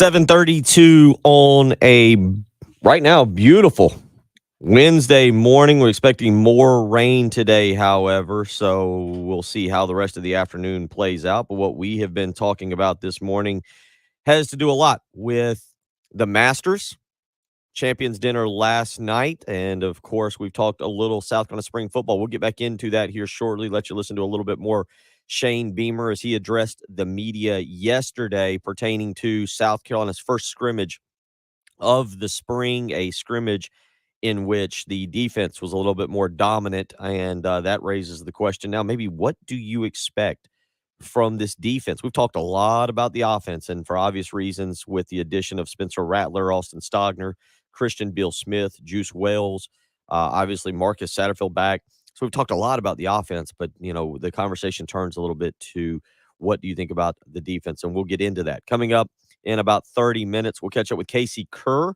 former PGA Tour caddy. Has caddied in 30 consecutive Masters. He's caddied in over 125 majors, over 1,000 golf tournaments.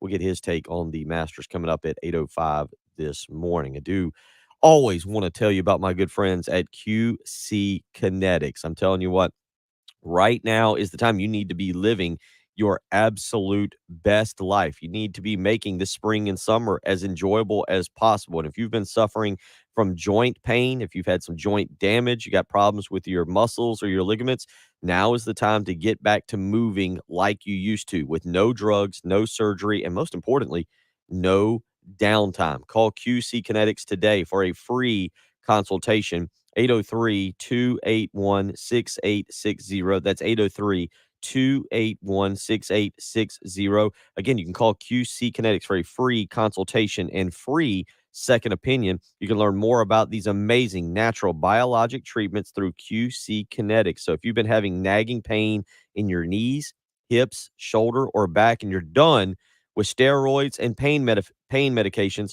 call QC Kinetics today for that free consultation. 803-281-6860. Again, that's 803-281-6860. We've been talking Masters Champions Dinner. Last night was phenomenal. Patrick, you got the menu in front of you again? Got it up there? Yeah. All right. I'm going to give you the worst Masters dinner. This is kind of universally accepted as the worst Masters dinner. But first, let's reread what you had, what Hideki Matsuyama picked out last night. I'll also say real quick, both on the text line, on the Buford Lending live stream, there seems to be a differing of opinion on who pays for this Masters dinner. I also wonder, shouldn't the caddy get to go? Like, the caddy doesn't get to go. The caddy should get to go the year right after. Every go caddy, with their player. Every caddy can't go, though. Like, Matsuyama's caddy should have been allowed to be there last night, right? Yes, but not anyone else's caddy. I'm with you on that. Okay. You get a 1 year. You get a 1 year to go. Yeah. All right. Read what Hideki Matsuyama had last night. Yeah. So appetizers were assorted sushis, yakitori chicken skewers, and then I don't know if this, I guess it's a combined main course, miso glazed black cod and Miyazaki Wagyu with a dessert of Japanese strawberry shortcake. It's the worst. Okay. All right. So here is the worst. Now, I'm going to read you a couple things and then read what it was.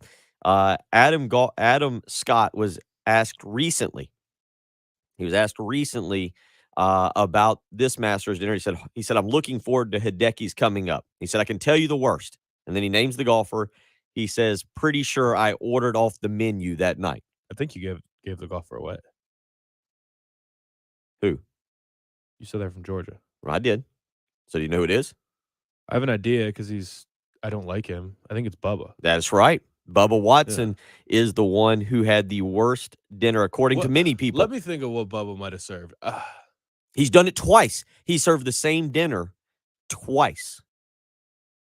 Probably just to be a pork chop. And that's I actually don't mind Bubba Watson. If you read, there was some issue. He had some mental. I was kind of on the fence about Bubba Watson. But if you read recently, he went through a bout of depression, and he talked about winning golf. Just read a book. And the pressures that come along with it, and how he lost a bunch of weight, started losing hair and family, just a lot of stuff. And it kind of changed my opinion of him a little bit, because there are people I know that have run into him who have said he is a massive jerk. Apparently he is a regular at Orlando Magic, basketball games. Mhm. I don't know if he lives in Orlando now or if he did.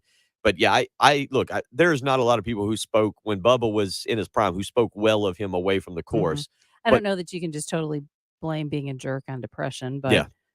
but if he did have other issues, then I might give him a little bit of grace. So you've got all these great chefs preparing meals for this champions dinner. You've got I'm not going to say the best of the best, but let's be honest, you've got really good chefs coming in to prepare this meal. So you want to take a quick stab here at what Bubba Watson served 2 times, not just once. He served in 2013 and 2015. It has to be terrible because it's boring. That's correct. I actually think that's a great suggestion Jen had with just a pork chop. And it has to be just like mashed potatoes and there has to be cornbread. Lima beans.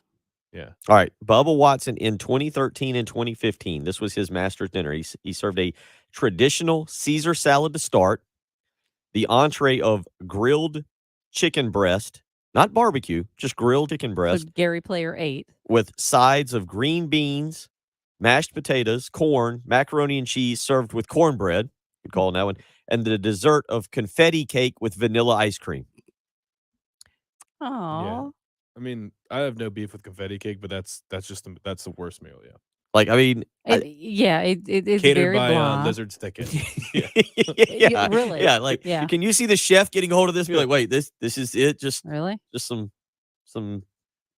grilled chicken breast, so we can just fire up the grills out back like we're down at the local driving range, Yeah. just serving grilled chicken sandwich. This is all we got to do. Just all right. I respect little things like I want confetti cake. Like, I would respect someone if they just said, I want mac and cheese, but I want Kraft mac and cheese. I know you fancy chefs might have your own way of making mac and cheese. Don't make it baked, man. Yeah, Just give me the powder. But don't make the whole meal just boring as can be. Like, have something fancy Unless or that classy. was, I could see it maybe if it was a celebratory meal, like the first tournament I won, this is what my grandma made for me. Or, like I maybe could kind of get that, but that's very interesting.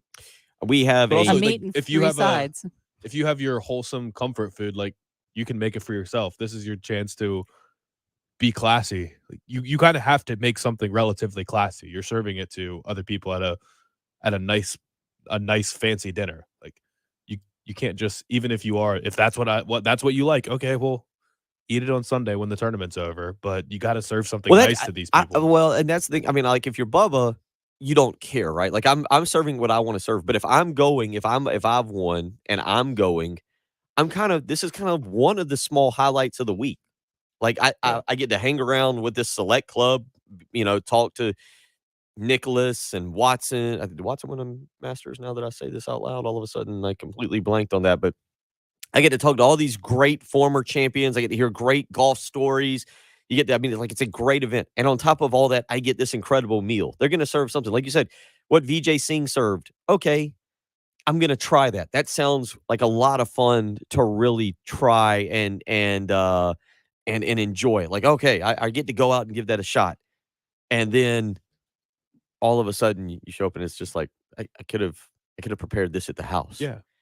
Just because you like eating ham and cheese sandwiches doesn't mean that when you host a party and have company over, you make them all ham and cheese sandwiches. Oh, wouldn't that be the best if they just had wrapped up in the wax paper? They had the pimento cheese sandwiches and the egg. That would be me. I would forget to submit the meal, and then I'm like, just serve your sandwiches that you serve to the patrons out there. Just bring all the sandwiches in and put a buffet out and some sweet tea and just some Michelob Ultra over there on the side. I want, Uncrustables, your choice of strawberry or grape, and then a bag of Voodoo chips, and then you get a pack of Reese's cups as well. That would be my champions dinner. We have another expert that is free to weigh in anytime. Wesley Bryan weighing in. And I think this is just on Bubba Watson. He says he's one of my best buds. Love the dude. Trust me, very genuine and fun guy. He says his diet is pathetic, though. Yeah. Oh, okay. Well, that's good. And actually, that's nice to hear somebody else's perspective, who's actually been around him. Yeah. I don't know the first thing about him. I know from what I've don't never like met his the guy. style. Really? I don't think so. See, now I like the way he played. I like the way he played golf. He's a lefty, and he gets it, and it's a lot of raw power, and there's a lot of creative shot making. They were showing yesterday some of the shots he hit to win. I forget which Masters it was, but I don't want to say the rope hook, but a very strong hook out of the pine straw on 10 or 11 to win one of the Masters in the playoff was absolutely phenomenal. But yeah, these Masters dinners are really interesting, and it's more interesting because it's so exclusive, right? Right. Like I want to go back to something we just brought up and what you mentioned. Golf is not a team sport in the sense of like South Carolina versus Clemson. Obviously, you have collegiate golf and you have teams, but then you go to the PGA Tour and Jen. Even it's not even like NASCAR where you have what is it, Jordan's team and Hamlin's team, and which I've never grasped. I still don't. The NASCAR guru here doesn't quite grasp like the concept of teams in NASCAR, where some people will help others at some point in the race. Right. Oh, yeah. I mean, there's like blanket ownership as Right. far as like Jordan's team, that 23. Yeah, you don't have 11. you don't have like Jen Jensen owning, being the president, or I don't know how you define it, being the owner of 4 golfers. Like you don't have your Mhm. own team of golfers that you're out there sponsoring. It's not a team concept. Correct. So the only aspect of golf that's team is you and your caddy. Mhm. Like you and your and so when you win the Masters dinner, it's like you have your caddy drive you up to the clubhouse for the dinner See ya. and drop you off and be like, all right, buddy, here's a 20. There's an Arby's down the street. Right. Go snag yourself a roast beef Right. sandwich and come back in 2.5 hours and scoop get me up me. because I've got the free bar in here. And, like it's get me back to my house so I can sleep tonight and you can carry this heavy bag Actually, around tomorrow could get for a me. to-go box. Man, this confetti cake was just really lame. Yeah. I wonder if they do that too, if they take it to go box and give it to the caddy and Oh, like, there you go. here, Like- I had a couple bites of the was it salmon last night? No, it was cod. God, yeah. God. Here, I had a couple bites of the cod left. Give that a try. And, it's Mhm. 803-404-6100. Let's get out to the Love Chevy phone lines. David wants to weigh in this morning. David, how you doing this morning? What's on your mind? Hey, doing good. Just got to make a couple corrections. Patrick, it's Wagyu, not Wagyu beef. Whatever. I've never eaten it. And I told Jen before I got on the phone, they didn't just roll up the old Weber and break out the charcoal. This is a first-class, world-renowned chef down there, and they're not breaking open the potato chips and throwing that out.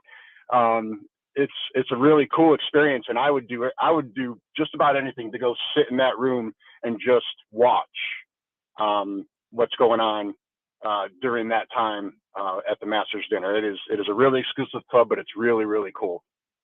Agreed. Yeah.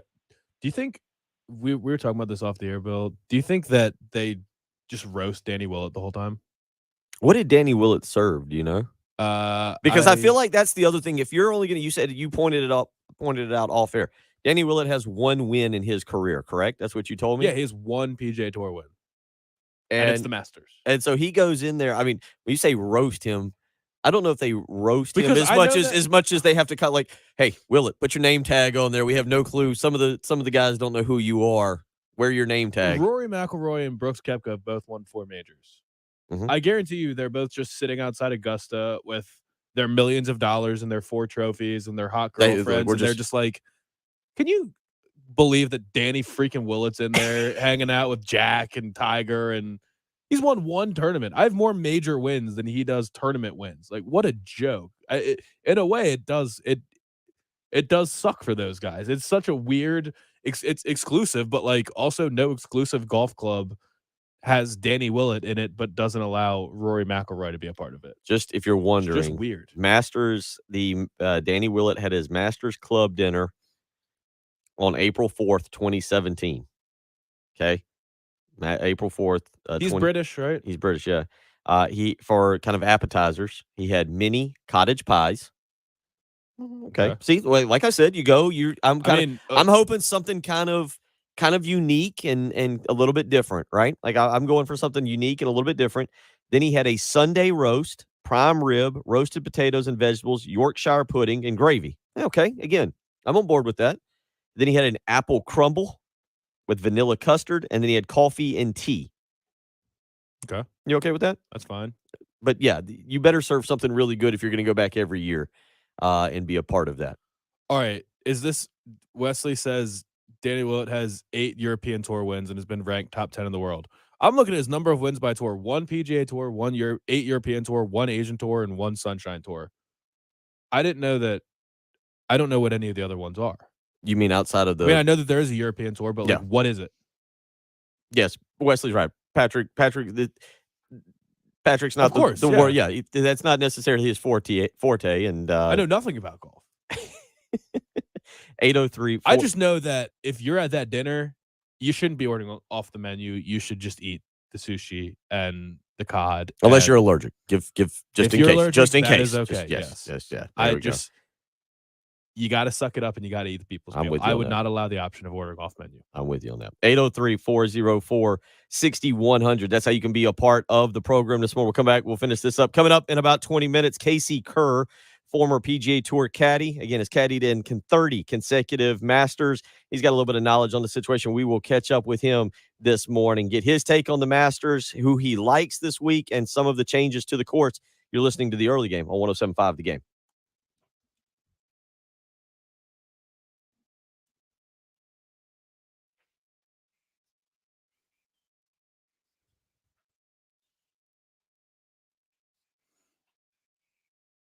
A lot of golf talk this morning. And yes, I know nothing about golf. I don't play golf. If you play golf, maybe joint pain has been affecting your golf swing, and that's why you're not getting out there this week. The weather is beautiful. It's a perfect day for golf. So make sure you're feeling healthy. And if you're not, joint pain affecting your quality of life, you need to check out Prisma Health Orthopedics. Great friends of the program. We've had lots of them on this show, and they are the official team physicians for the South Carolina Gamecocks and the Clemson Tigers. So they will give you and your family the same care they provide to the top athletes. They are the official team physicians of the South Carolina Gamecocks, as I mentioned, but they're also the most comprehensive orthopedic group in the region. They've got 65 specialists across 6 locations so they can serve you wherever you might be. So if hip or knee pain is making your daily life difficult, seek the best care. Find out if it's affecting your quality of life by getting out there and taking a free health assessment, and don't let that hip or knee pain hold you back. They are the region's most trusted orthopedic practice with a deep-rooted history spanning nearly a century and leaders in innovative procedures and teaching the next generation of orthopedic physicians. They offer full-service walk-in orthopedic urgent care clinics for all sports injuries. If you've got strains, sprains, fractures, or just chronic joint pain, you can get out there and they will take good care of you. They know that hip and knee pain can make your daily life difficult. So again, find out how it's affecting your quality of life. Get out there and take that free health assessment. If you want to do that, you can learn more by visiting prismahealth.com/orthopedics. That's prismahealth.com/orthopedics.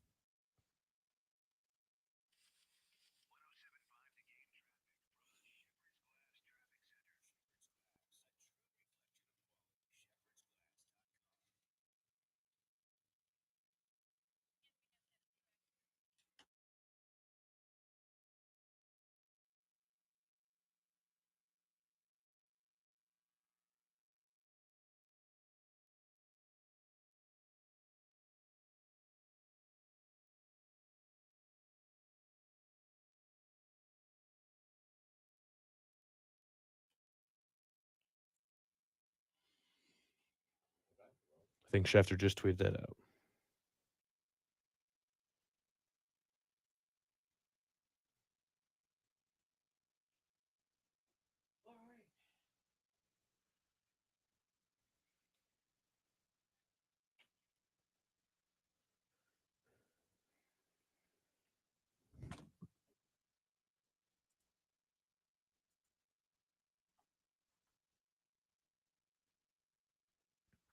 What did he say? It's Wagyu?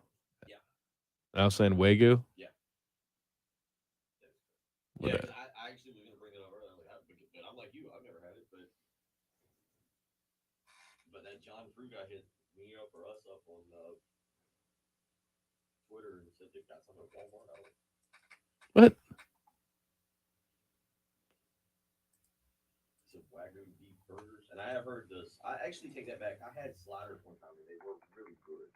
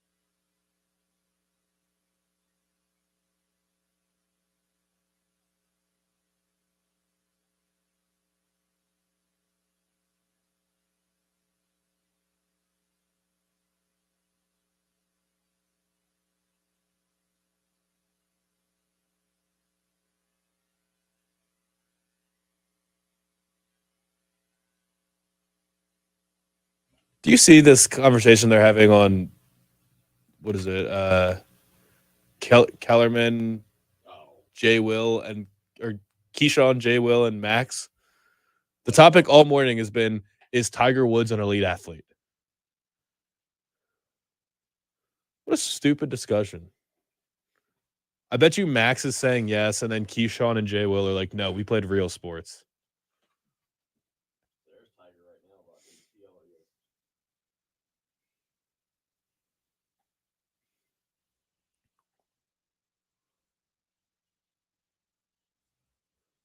You like Tiger's new shoes? We need to get into that a little bit. I don't know how to. I haven't seen. They were asking about it yesterday. What? He's wearing FootJoys now. He's not wearing the Nike tennis shoe looking golf shoes. Oh, is that what it is? Yeah. I heard they asked him about that yesterday. He's wearing black ones today. He was wearing white, clean looking white shoes yesterday.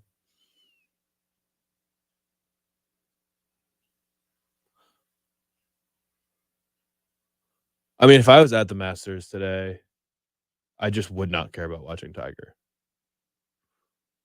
Like, I would not go out of my way to make sure that I was following Tiger. I would just go to the less crowded place. I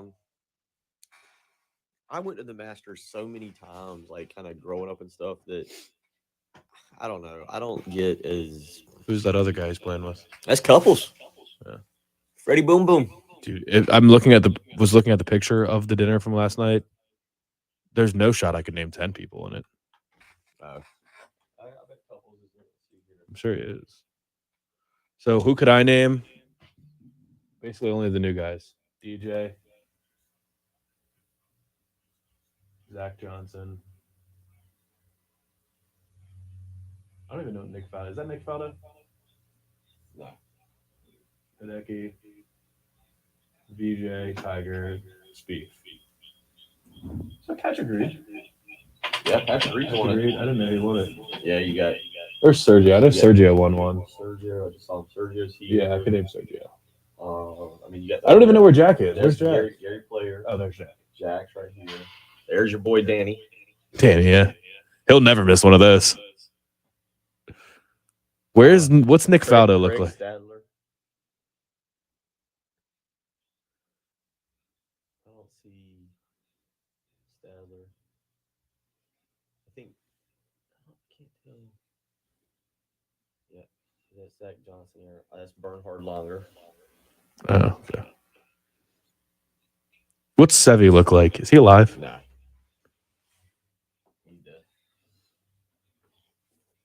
Sorry, Sevy.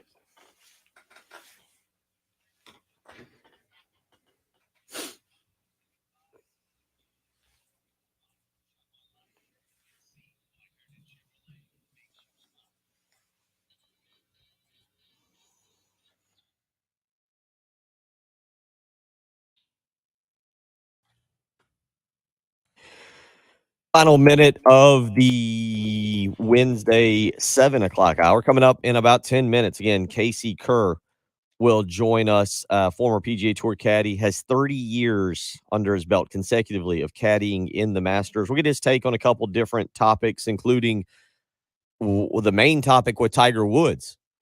How difficult, Patrick, this is going to be a fascinating question. How difficult is it to be able to walk that course 4 straight days? You listening, Wesley? It's walking. Anybody can walk a golf course. There's nothing challenging about walking a golf course. Yeah, you're not just consistently walking and you're not speed walking. Well, that's what Patrick. That's what Tiger was talking about yesterday. No, in terms of the say it's harder than you would think, but yeah, it is. I wouldn't know. I've never walked a golf course in my life. It is. We will get the opinion of that. We'll get back into some other questions here as well. We'll take some phone calls. But up next, Casey Kerr, former PGA Tour caddy. You're listening to the early game, 107.5 The Game.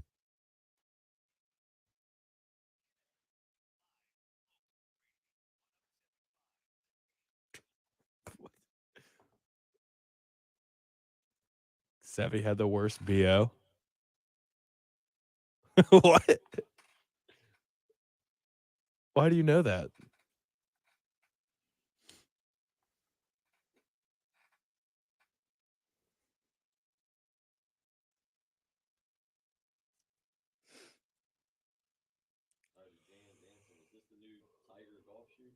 Yeah, there's pictures of it. You just type in Tiger Footjoy on Twitter.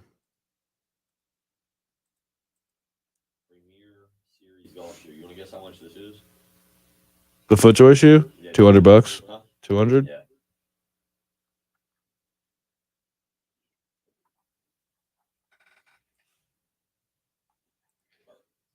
Yeah, and you see that we should have Kyle tomorrow. Do we want to cut the promo? Oh,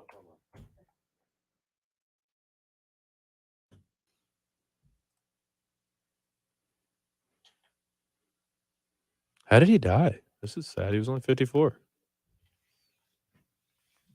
Brain tumor. Yikes.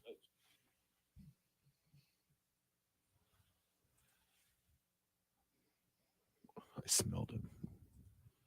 Okay, you ready? All right. In 3, 2, 1. Coming up tomorrow morning on the early game, the Masters is officially underway. We are all trying on green jackets here in the studio to see if we should ever wear one. Patrick, have you ever even worn a jacket? Like a rain jacket? Or any kind of jacket? Jen? Jackets for you? Jackets all around, right? What jackets are we wearing tomorrow? Oh, gosh, I don't know. Something pink and pretty. All tomorrow morning on the early game. We discuss jackets and some sports. You're listening to the early game on 107.5 The Game.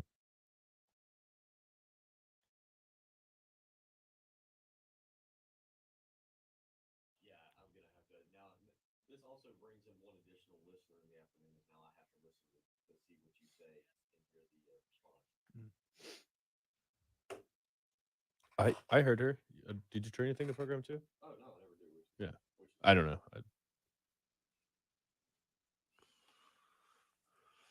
All right. All right. He wanted me to ask him about 3 changes to the course, significant impact on scoring, who his selections are, the mystique of the Masters. Yeah, this is going to be – he's good. He's going to be real good. There's going to be a lot of knowledge, and he's going to eat up the first 25 minutes. We just got to stick – I want to say stick on script, not like the other guy, but this one. All right. Because we had him last time. We had him, and this will be a really good interview. He's got some stories, but he said he also wants to say – he also wants to point out his prediction that an amateur will win the Masters, he thinks. So if you want to throw that one at him. Like I said, you got the list. Well, it's kind of one of those things, like I said, I got. If he's going to talk and he's already given us the questions, I don't need to interject anything. It's one of those things where you have to be a really good guest, really good to do what I'm about to do. Like,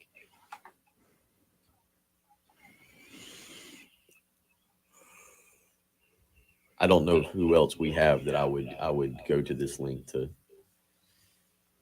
But what was I going to say? Yeah, I got because like I left and I didn't have any coffee creamer this morning. I was like, all right, I'll just go out Dunkin' and pick myself up some coffee. And I got the Jen's neighborhood. I was like, crap, I forgot his questions. And right before I got there, I was like, okay, do I just try and power through without the questions, or do I go back and get them and not get coffee? I was like, well, I'll get something from the vending machine. I'll just Jackson Vic, what were you asking? What do you want us to ask? Well, it had more to do with his intro.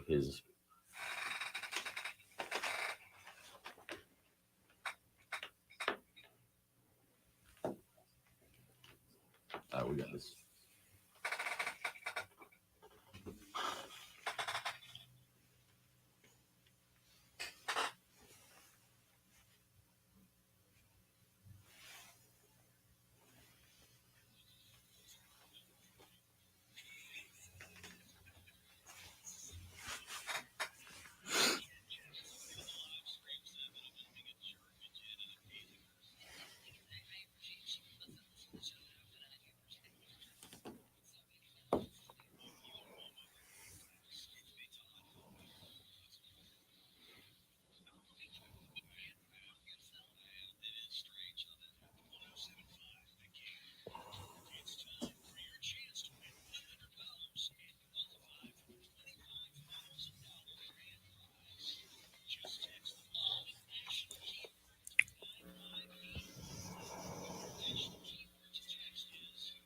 Huge.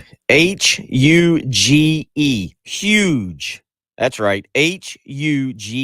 Huge.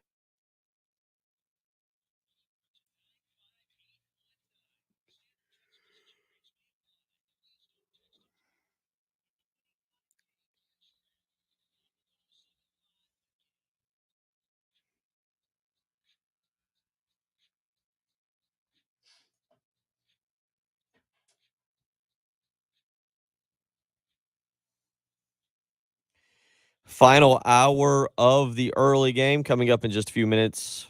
Former PGA Tour caddy Casey Kerr will be joining us, give us a lot of great insight from his time caddying on the PGA Tour. He caddied in 30 consecutive Masters at one point. He's caddied in over 125 different majors. So we'll be catching up with him here in just a few minutes. Do want to let you know coming up on Saturday, we invite you to bring non-perishable food items to JT's Chrysler Dodge Jeep Ram on Sunset Boulevard in Lexington this Saturday between 11 and 4. While there, you can enter to win an awesome guitar generously donated and autographed by John Bon Jovi. So if you get out there, you're going to see Captain Dave. We can pretty much already guarantee that. Captain Dave will be there, probably strictly watching who enters. Carefully guarding, yes. So you will also have a chance to win tickets for Bon Jovi's upcoming concert. Again, we invite you to bring non-perishable food items to JT's Chrysler Dodge Jeep and Ram on Sunset Boulevard in Lexington this Saturday between 11 and 4. While you're there, you can enter for a chance to win an awesome guitar generously donated and autographed by John Bon Jovi. Again, we'll also give you a chance to win a pair of tickets for John Bon Jovi's upcoming concert. So that's this Saturday, 11 a.m. to 4 p.m. Again, coming up here in just a minute, Casey Kerr will join us. We've talked a lot about the Masters. We've had a good time cutting up about the Masters dinner that took place last night and everything that went along with that. We've talked a little South Carolina football, played some Shane Beamer audio earlier this morning. We'll get back into that. Also, some NFL news, Patrick, just breaking there while we were talking in the last hour. Oh yes, Stephon Diggs just signed a 4-year extension with the Bills. 4-year, $104 million. So 26. My math is right. $26 million annually. I think they were kind of in a position where they're going to have to extend him because he had been outspoken about the Devontae Adams and Tyreek Hill deals, and was making some comments that were kind of concerning to Bills fans. Like, okay, are we going to now have to trade him because he's going to be unsatisfied? But they locked him up through 2027, and Josh Allen will have his number one target for years to come. It'll be a good situation. That gives what you just mentioned, giving Josh Allen his number one target. And again, we'll see kind of how it plays out as it pertains to that new stadium that they want to build and how long it takes to get that up. Again, we haven't seen any specifics on the stadium itself. It is going to be an outdoor stadium. It is going to be outdoor. They're getting, I think, $850 million from the city or the state or whatever it is. But it's also, I don't think, expected to be one of these super high tech or incredible. I think it's just going to be kind of like Bills fans. It's going to be humble, I guess is a good word for it. But they are downsizing. There's going to be a little bit more luxury areas, but it's still going to be kind of the same idea that the last one was. They're not trying to reinvent the wheel with some sort of modern or high tech stadium.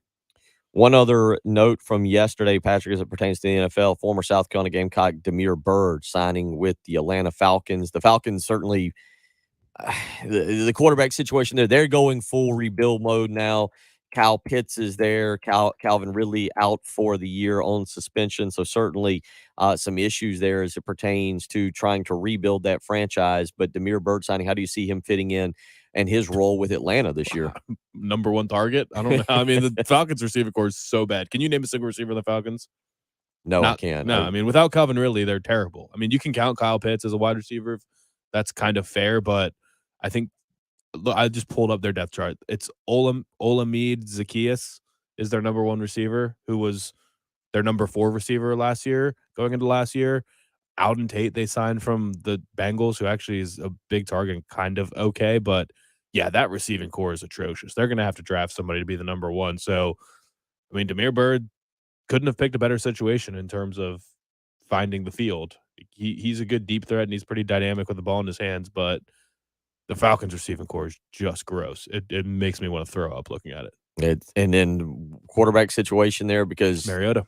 I mean, is that's obviously a Band-Aid. You would expect them to maybe take a chance on somebody in this particular draft. Maybe, but their roster's pretty bad. They do not have a lot of talent on that roster. So I'm also kind of expecting them to just say this is a punt year. Maybe we just decide that we're gonna stink this year and we go for the number one pick next year because they're gonna have a realistic chance at getting the number one pick next year. I think Marcus Mariota might be able to win them a couple games. Like he raises the floor, but doesn't necessarily raise the ceiling very much for that team. So I would think that this is the year where they say, okay, well, if we're going to draft a quarterback next year, we need to have receivers anyway because what we have right now is terrible. So we're not going to draft a rookie, then bring him in to say, okay, well, go throw it to Olamide Zaccheaus and Alden Tate and have fun and develop. Like that's just not going to happen. 803-404-6100. Again, we'll try and catch up with Casey Kerr here in just a second and get his thoughts on the PGA Tour. We've talked a lot about that this morning. Again, we played some Shane Beamer audio just a short while ago in the 6 o'clock hour. And Patrick, one of the things we talked about was the defense. Now, we talked a lot about the offense, but certainly this defense this year, we talk about everybody taking a step forward offensively, record-wise. Well, the defense has got to do the same thing. Yeah, you did lose Jalen Foster. You certainly lost a very good rush end in J.J. Enagbare. You lost Jabari Ellis there on the interior. There's a lot of guys back. You know, the linebacker group, I'm not trying to say these guys are all world, but I do think that there's something to this group making another step forward. And if South Carolina's going to get to 8 wins this year, if they're going to get past that 7-win total, beating a team like Arkansas, you get Missouri in Columbia, that defense has got to step up and be able to handle the run game, and it really starts up front with the interior guys and then expanding out to Birch and to Strong. Brad said something interesting that he said the unit that you're most – I can't remember how he worded it, but he basically said the unit you have the most confidence in is the secondary.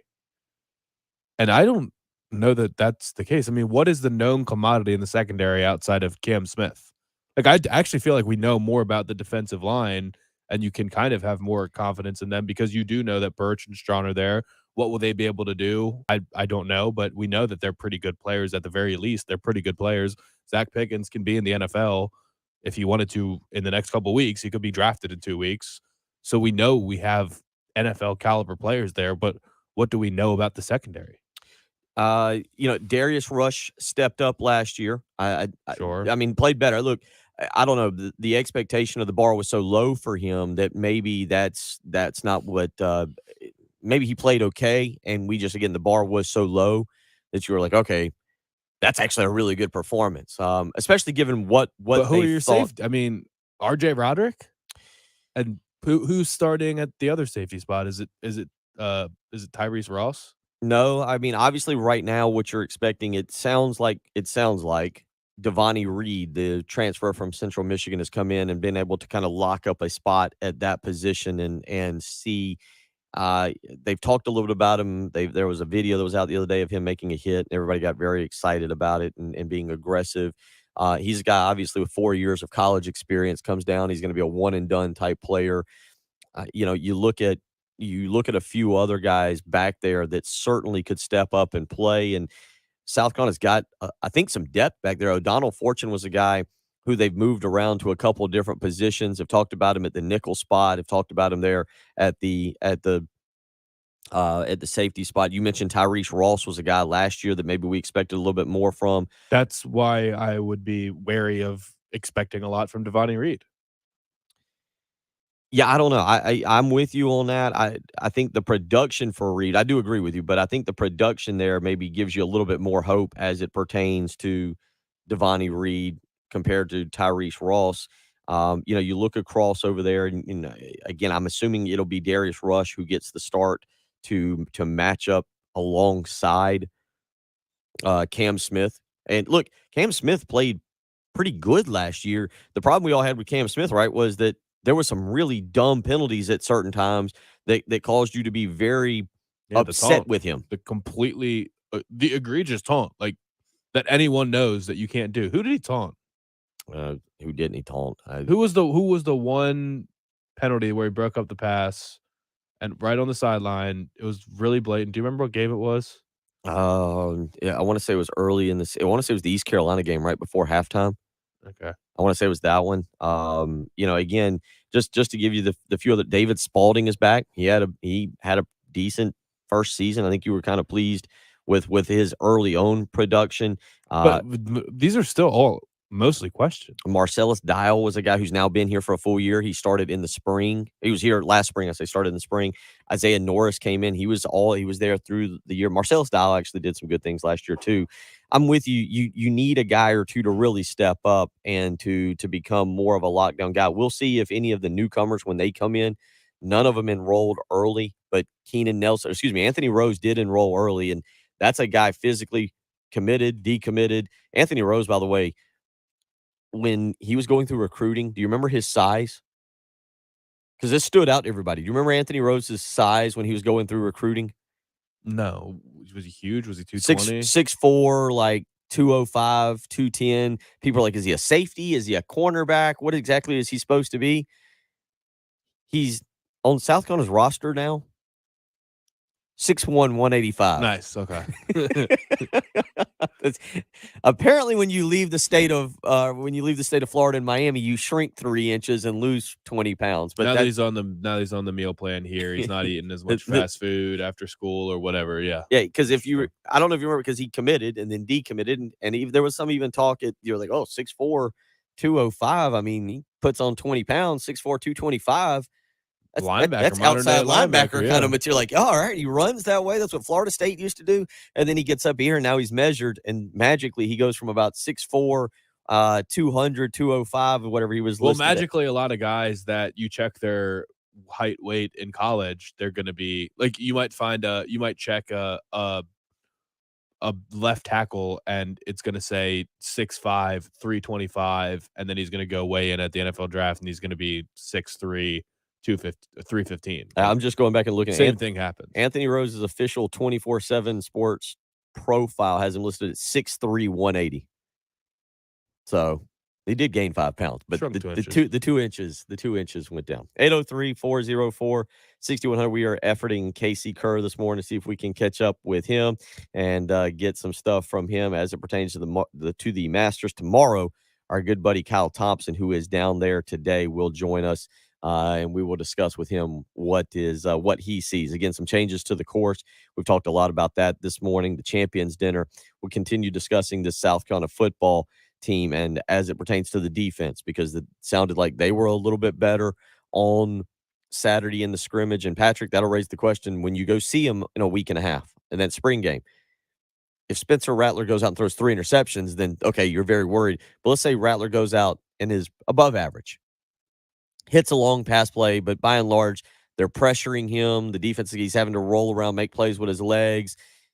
Do you become, maybe you say the defense is great, or do you become fearful that, this offense has not made the strides we were hoping? Like, is there anything the defense can do where you give them a lot of credit? Cam Smith can have 3 interceptions if they're all like diving one-handed interceptions on his fingertips and he toe taps the sideline.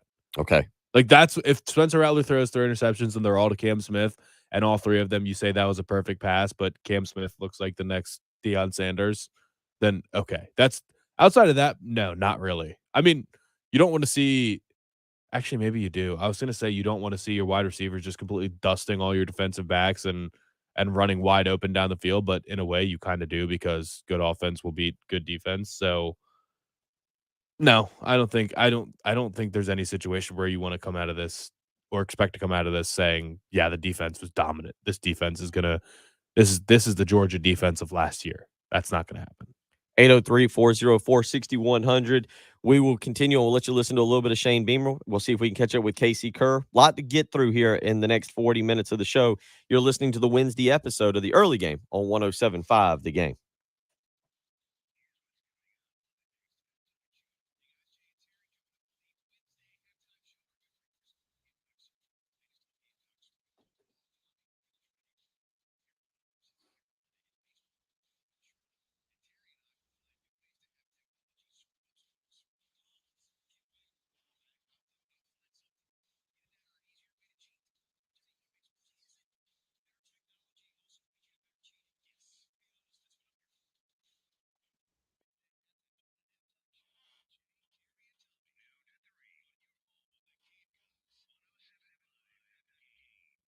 Summer is just around the corner.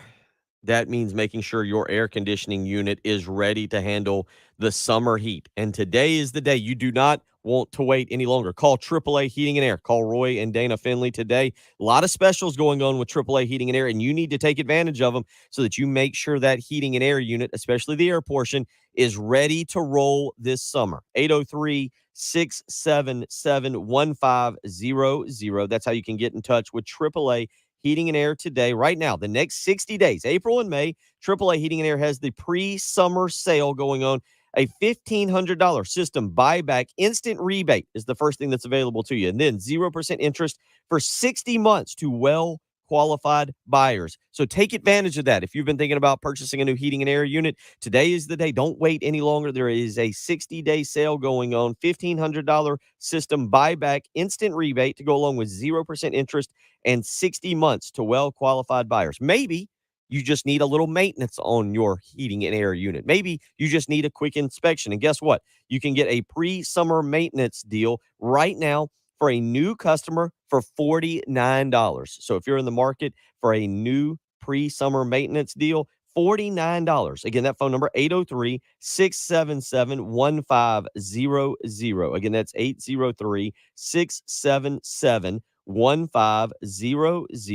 And the better question, if you've been suffering with some credit issues, you're a little worried you're not going to be able to get qualified for a new heating and air unit, but you know you need one, call AAA Heating and Air. If your credit is shot, they don't want you to be overly hot this summer. AAA Heating and Air guarantees financing on a brand new system. So call AAA Heating and Air today, 803-677-1500. Again, that's 803-677-1500. Take advantage of AAA Heating and Air's 15-year parts and labor warranty that they will offer when they come out and work with you on your heating and air unit. 803-677-1500. Call AAA Heating and Air today. Tell them you heard it here on 107.5 The Game with Bill Gunner.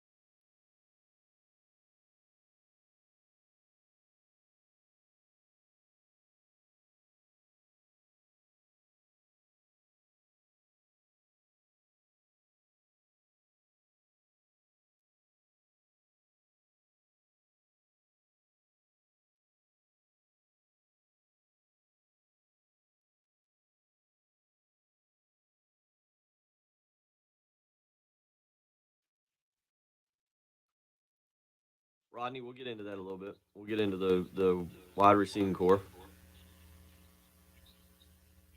We'll talk about that on air. Continue this discussion. Carlton, I agree. Defense usually ahead, but you still doesn't mean you still want to see something from the offense.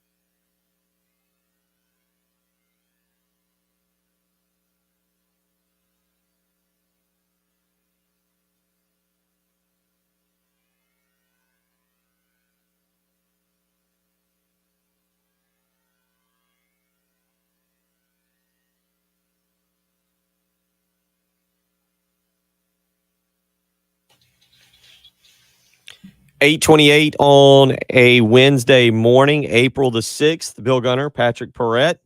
Hope you're doing well this morning. Want to remind you to head over to 1075thegame.com to enter to win a pair of VIP access tickets to the RBC Heritage on Thursday, April 14th, a week from tomorrow, with Buford Lending in their 18th Fairway VIP tent. Again, head on over 1075thegame.com, enter to win a pair of VIP access tickets to the RBC Heritage on Thursday, April 14th, with Buford Lending in their 18th Fairway VIP tent. You can hang out with Benji Getsy and Buford Lending. Buford Lending wants to thank you for shopping your rate with Buford Lending, and thank you for listening to 107.5 The Game. 803-404-6100, efforting Casey Kerr, but we may have had some confusion on time there. So if we don't get to him today, that's all right. We'll see if we can track him down later this week. Still got 6 hours of programming to get through, so that might not be a bad thing. Tomorrow, We will catch up with Kyle Thompson, who I know is down at the Masters today and hanging out. So we will catch up with him. And we will catch up with Kerry Tharp tomorrow morning. 8:05 for Kyle Thompson, 8:45 for Kerry Tharp. Are they ever going to change the rule about the cell phones? No, it's different. Do you know what Bryson DeChambeau did at Augusta last week? I don't. People are upset about this, and I'm kind of with them. He brought the Dude Perfect, the trick shot dudes on YouTube that are always on ESPN. They did a thing at Augusta with Bryson DeChambeau where they were doing not even golf shots. They were like throwing footballs and frisbees and whatever weird things they do at Augusta. The hallowed grounds of Augusta. They're filming a corny YouTube video with Bryson DeChambeau, yet you can't bring your cell phone in there. I'm looking. Well, it's to this week. You can't bring your cell phone in there. It's not that you can't take your cell phone in there and take pictures, or at least that's to my knowledge. It's that you get out there. This is Patrick. I don't 803-404-6100. Patrick has never been to the Masters, and we really have to get him to go at some point. Maybe take up a collection for him to go down there for like a Monday or Tuesday practice. I won't pay for it. There you go. But the reason I say that is I don't know how else to describe. I don't. If we always tell you ever have these conversations where you're like, man, if an alien landed here and you had to describe going to this event or what this is like, well, that's what we're doing with Patrick basically here. Well, it sounds like it's lost its luster because Dude Perfect can just go over there, mess around on the greens, do whatever they want, tear it up for the sake of a YouTube video. Probably trying to get the youth movement, because this could be dated and it's tradition, but are the younger people interested? Probably so, but the Masters is such a unique. I don't know of another. And they let Bryson do it. Well, that's of all people. Yeah, right. He was going to go play with for the Saudi tour. The interesting thing is, again, I don't know how to describe going to the Masters. Like, I think I started going 30 years ago this week. Actually, I went 30 years ago this week. I know because Monday was the 30-year anniversary of my mother passing away due to leukemia, and that was the week that I went. I was 9 years old, and I remember that going that week with a bunch of my dad's friends, and that's always kind of resonated. As a matter of fact, last night I was watching, they had the replay on the Golf Channel, the 1992 Masters, in which Fred Couples won. Ball stuck on the bank there at Rays Creek, and he was able to get up and down and go on to win. So I started going. That was the first time I ever went, was when I was 9 years old. It's the same thing. You get ingrained going to an event, lacrosse or whatever it may be, at an early age, and you kind of learn from it, and you go, okay, this is just how things are supposed to be. So, for example, I went to that tournament, to the Masters. I don't know. I might have gone every year between 9 and 22 or 23 years old, 14 straight years, going either for a practice round or going. I think one year I went on a Sunday. Sounds like me with the Indy 500. Yeah, you grow it, and you're just okay. Yeah. This is how it is. This is what this is. So the first time I ever went to the RBC Heritage, I'm with a group of guys and we're all hanging out, and I had never been, and I don't know, some golfers, 10 feet away about to tee off, and I'm trying to be quiet, and 3 other knuckleheads are having a beer and like laughing out loud and, giggling over something funny. And dude's just teeing off, and you're like, dude, you can't. I'm like looking like, you can't. It's golf, man. You got to be quiet while they're teeing off. And people are like, nah, it's the Heritage. Like, these guys are. This event in Augusta National is entirely different. Masters, you try not to sneeze. You walk gently. You don't want to break pine straw needles as you're walking through. So doesn't the fact that they're letting these bros from YouTube tarnish the reputation of the golf course? That's not that goes against everything that I believe Augusta to be. And Bryson, like, what? It's just, I guess I look at it as, it's just marketing. I think, and maybe it's a sign, it's a change. Why is Augusta marketing themselves? I have no idea. Does the All England Club market itself? Well, but again, if you don't have any if you don't have any young eyes on like watching the tournament or even interested in all the fanfare, okay, this might be a way. Like, I've never even I've never flipped a channel to look at it. So some guys may look at TikTok or something. And be, hey, oh, actually, okay, that's what they're talking about. They're not even playing golf in the video, apparently. I think there was some. Well, I don't know. I'm looking at the pictures of it from the Dude Perfect Instagram. Those guys bother me. Okay, well, maybe that's Patrick's problem. Right. Is that And I those hate guys, Bryson. I think we just got to the root cause of what happened here. It Not has really nothing the to do with activity. Augusta National. Patrick Yep. doesn't like Dude Perfect. Well, I thought Augusta National was above obnoxious people. 803-40 Marketing themselves to obnoxious people. 803-404-6100. Let's get out to the Love Chevy phone lines. Sean is up next, wanting to weigh in on the Masters. Sean, how you doing this morning? What's on your mind? Hey, what's up, fellas? Went to it's a good segue. I went to David Faraday last night, and he was really good. Kind of gave me some insight on some different things and stuff, but he kept everything pretty local. He said the Heritage is his favorite event of the year for the main reason it's a nice cleaning after the Masters. He really enjoys going down to Harbor Town. Now, he's on NBC now. Or has been for years now, but he started at CBS, and he just had some really neat stories to tell. Let's see, he said the top 10 shots he's ever seen in his life are all from Tiger Woods. And he and Tiger kind of came up together. His first couple of years at CBS was Tiger's first couple of years on tour. So they ended up having a really good relationship and still do to this day. And he said that, he expects Tiger to play or to play well at Augusta. He doesn't think he's going to win it. He said he's heard that he's been kind of limping around a little bit and stuff. So he's like, he does well Thursday, Friday, but he's like, I don't know if he can maintain that for Saturday, Sunday. He liked Dustin Johnson to win it this weekend. He said he thinks he's gonna play really well. What else? Oh, and the story I wanted to tell was so when the sideline reporters or the commentators or whatever, what he does, the on-course people. So when they tell you what club it is, the caddy gives them a hand signal to say, yes, it's a 6-iron, 7-iron, or whatever it is. All right, so he's in this tournament, and it's the final round, and it's Ernie Els and Tiger are paired up together. Tiger's leading it, Ernie's in second, and Tiger hits a tee shot. It's in the rough. He's got 185 yards to the flag. It's on a big old tree is guarding the guarding the green, and at the time it was Fluff, and Fluff tells Faraday it's a pitching wedge, and Faraday goes, yeah, hey, it's going to be a pitching wedge. It's 185 yards out. He can't get it on the green, so it looks like he's going to lay up a little bit short and chip on and maybe try to get par here. And Ernie is in the fairway waiting on Tiger to hit, and Faraday kind of walks over to Els, and Tiger just rips it and just hammers this pitching wedge 185 yards and lands within 5 feet of the hole. And at the exact time that he does it, or at the time he does it, Faraday turns his mic on, and you hear Ernie Els. He goes, "F me." It goes all over CBS radio or whatever. So I was like, "Oh, that's a good story."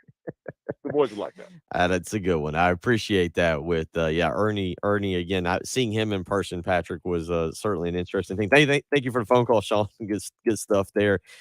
Dustin Johnson, as you just heard Sean say, saying that he's got the best chance or is his favorite to win, and we'll give our picks tomorrow morning. So you got to do a little research there, and we'll catch up with Kyle Thompson on that. But I don't know, man. I'm trying to think. Peter Burns with ESPN just put out a tweet. It says the Masters is the greatest spectator event in sports, not because of the sport, not because of the players, not because of the course, but because everyone is present. No cell phones allowed. Everyone is living in the moment, taking in the sights and sounds. So refreshing. It is an odd experience.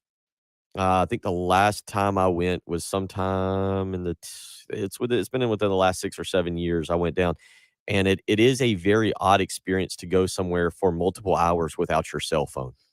Like, yeah. It is a very unnerving experience Almost in life. claustrophobic. Like, I don't know how many people have done that where you just put your cell phone on your nightstand and go to work for a day.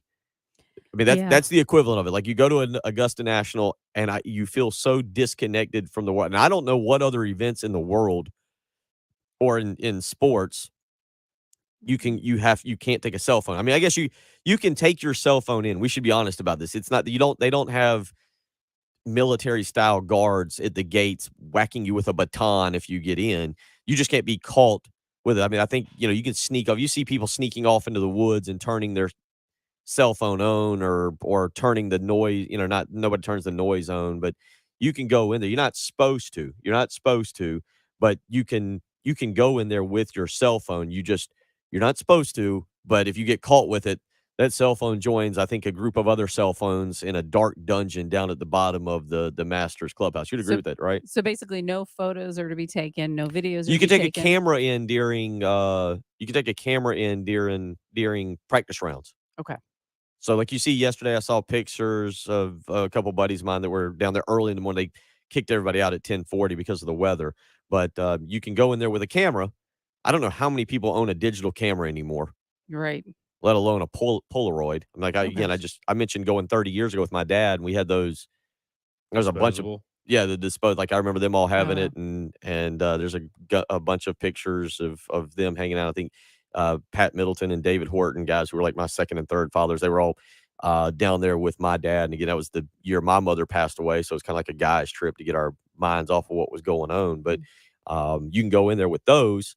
But then I think come the weekend, Thursday, Friday, Saturday, Sunday, no cameras, because if you make any noise, you are shown the front gate in Washington. What is it? Yeah. Washington Avenue, very quickly. Washington Road. Mhm. Washington Road. I just think they're losing their teeth by inviting a bunch of tool bags from Texas A&M to go play around with Nerf And balls. we've gone back to that. Patrick is still bitter. Well, about it. because I did just watch the video. And now you're just angry? It's extremely lame. And yeah, they're throwing Frisbees on the greens at Amen Corner. Like, what? Yeah, Jeff weighs in and says, I agree with you, Patrick. So Thought it 803-404-61. was sacred. Some things in sports are sacred. I guess Augusta National's not one of them anymore. Well, when we come back, we'll get to a man who has a lot of experience in a lot of fields. And if it turns out what he's saying is true, it's not. It's not. We'll get out to Gamecock Larry when we come back. You're listening to the early game on 107.5 The Game.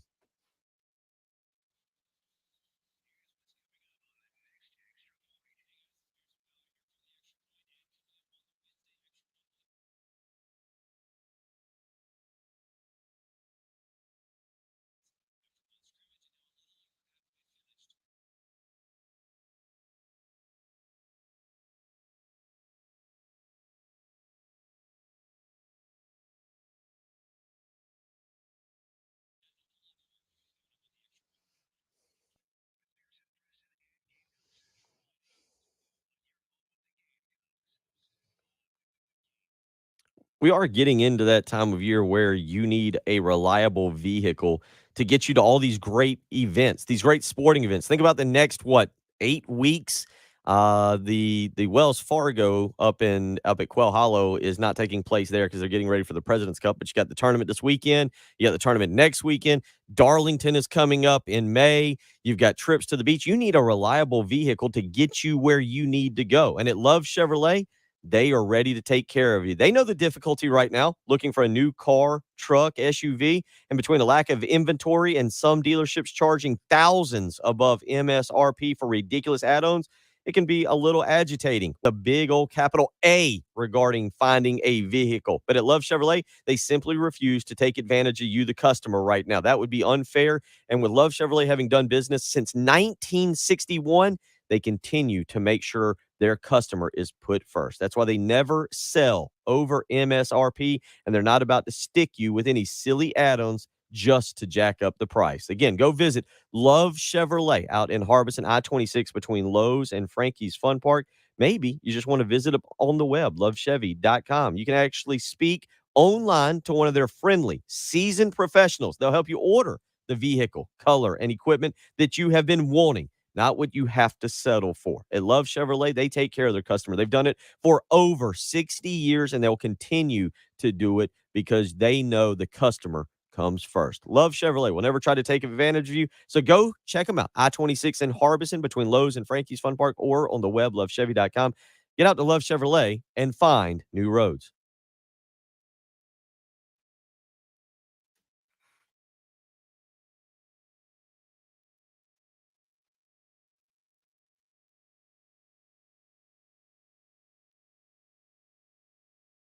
Still several tie-ups out there to let you know about I-20 eastbound at mile marker 59. Just a disabled vehicle there. So just allow caution or be a little cautious as you're Going to passing two by there. different sporting events. Also, Highway 1 at Ermine Road, an accident.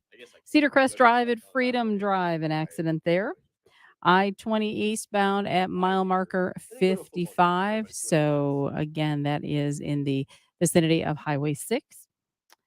And also looking at still a backup, Clemson Road at Rame Road. I-20 eastbound at Broad River Road, you'll find a tie-up there. And I-26 eastbound at mile marker 100, an accident there.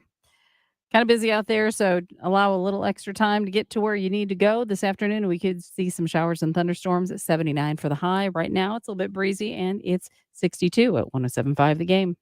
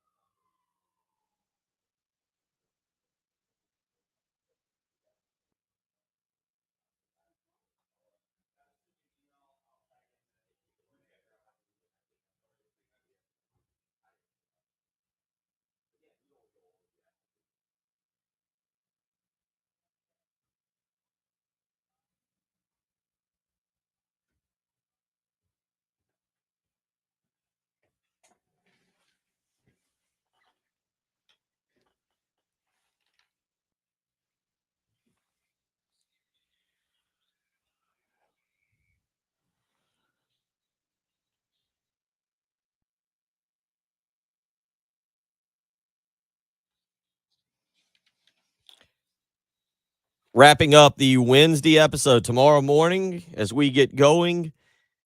The Masters will get going as well, and we will keep you updated on that throughout the morning, rolling along tomorrow here on the early game. Be a lot of discussion of the Masters, and then looking ahead to some spring games this coming weekend. Want to remind you, or we invite you, to bring non-perishable food items to JT's Chrysler Dodge Jeep Ram on Sunset Boulevard in Lexington this Saturday between 11 a.m. and 4 p.m. While there, you can enter to win an awesome guitar. I'm pretty sure Captain Dave Adair wrote this promo here when you throw in the word awesome before guitar. It says, enter to win an awesome guitar, generously donated and autographed by John Bon Jovi. That's a Captain Dave line, right? Is he a Bon Jovi guy, though? I feel like he's a decade or two before them. It's a guitar. It's a guitar. Oh, say guitar to him and I see don't what know. happens. Oh, he'd punch me. But maybe Dave is also, maybe he doesn't respect John Bon Jovi as a guitarist. Like, I feel like he only respects the greatest guitarists. And maybe Bon Jovi is an incredible guitarist. I have no idea. But I feel like Dave's favorite guitarists are people you've never heard of. Because he goes deep. By and large, yeah, when we played Stump to Dave, by and large, he does get a little invested in it. But you can have a chance. You can enter to win an awesome guitar, generously donated and autographed by John Bon Jovi. This coming Saturday, we invite you to bring non-perishable food items to JT's Chrysler Dodge Jeep Ram on Sunset Boulevard in Lexington between 11 a.m. and 4 p.m. You can also have a chance to win a pair of tickets for John Bon Jovi's upcoming concert. What's your favorite Bon Jovi song? You know, the only one that instantly, there's a bunch. I like Bon Jovi. And there's some that he sings that I just don't know the title for, but My Life, that's the one that's blaring in my head right now as to one that I can remember. But I'm sure there's multiple others. I would go see that concert. I mean, that's not even their biggest song. Mm-mm. Dead or Alive. That's classic. Dead or Alive, yeah. That's what I'm saying. Mm-hmm. Patrick asked me right off the top of my head, and see, I can't go back. Living on a Prayer is their biggest. Living on a Prayer is a great one. That's a yes. Thank you. You give Love a bad name. Yep, that's a good one. Okay. See, I knew that. They're one of the biggest bands of all time. I put on an incredible performance of Living on a Prayer at our graduation party.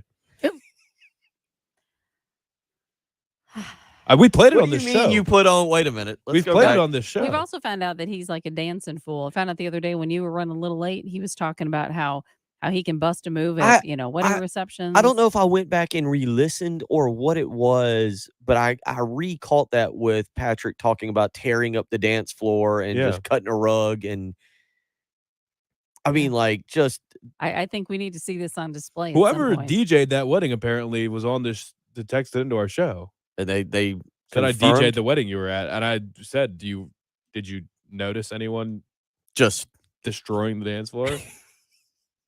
See, you have to have. Did you see the video? I didn't catch this during the game, and I might have just missed it.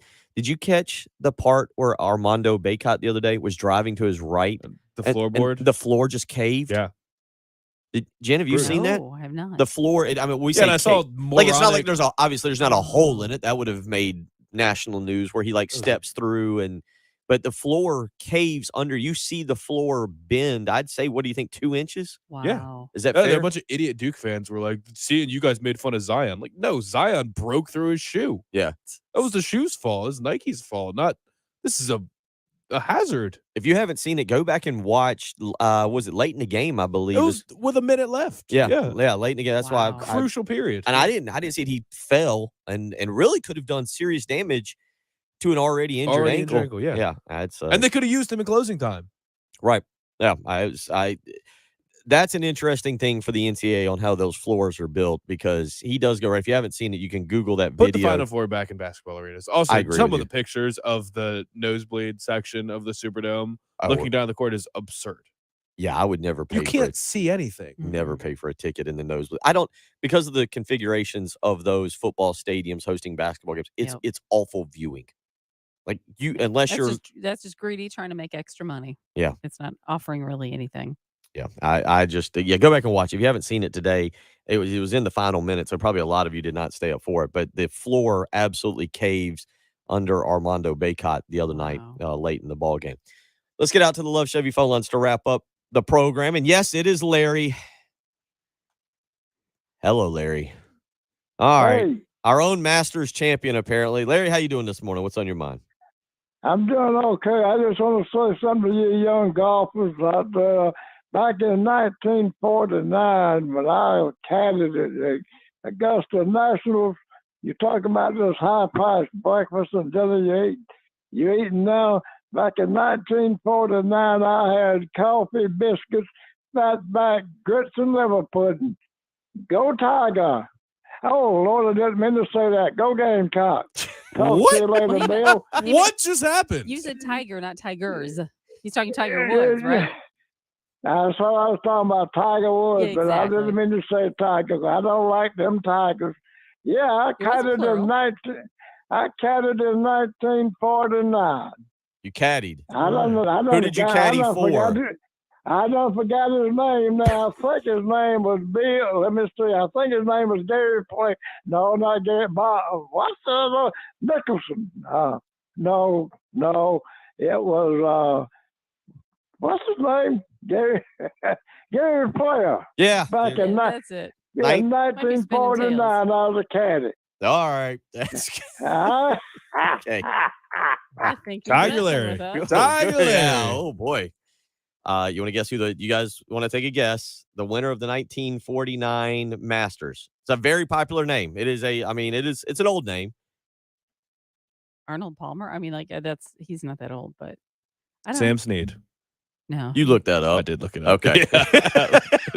Wow. There was no way I was even going to be able to play off not looking that up. You should have just played that one off like I do would've tried, NASCAR but every week. That would have been great. Yeah, Anyone that knows me would have known. There's no way Patrick would have guessed that right. There is an asterisk here that says Gamecock Larry was going to win. However, he made a prediction prior to the start of the tournament, and they immediately disqualified him. Yep. Not Made a prediction. All right. Tiger Larry, thank you for calling. Wow. What a way to wrap up the show. Appreciate all the interaction today. Hope everybody has a great Wednesday afternoon. We'll be back again tomorrow morning to do it all over. It's been the early game on 107.5 The Game.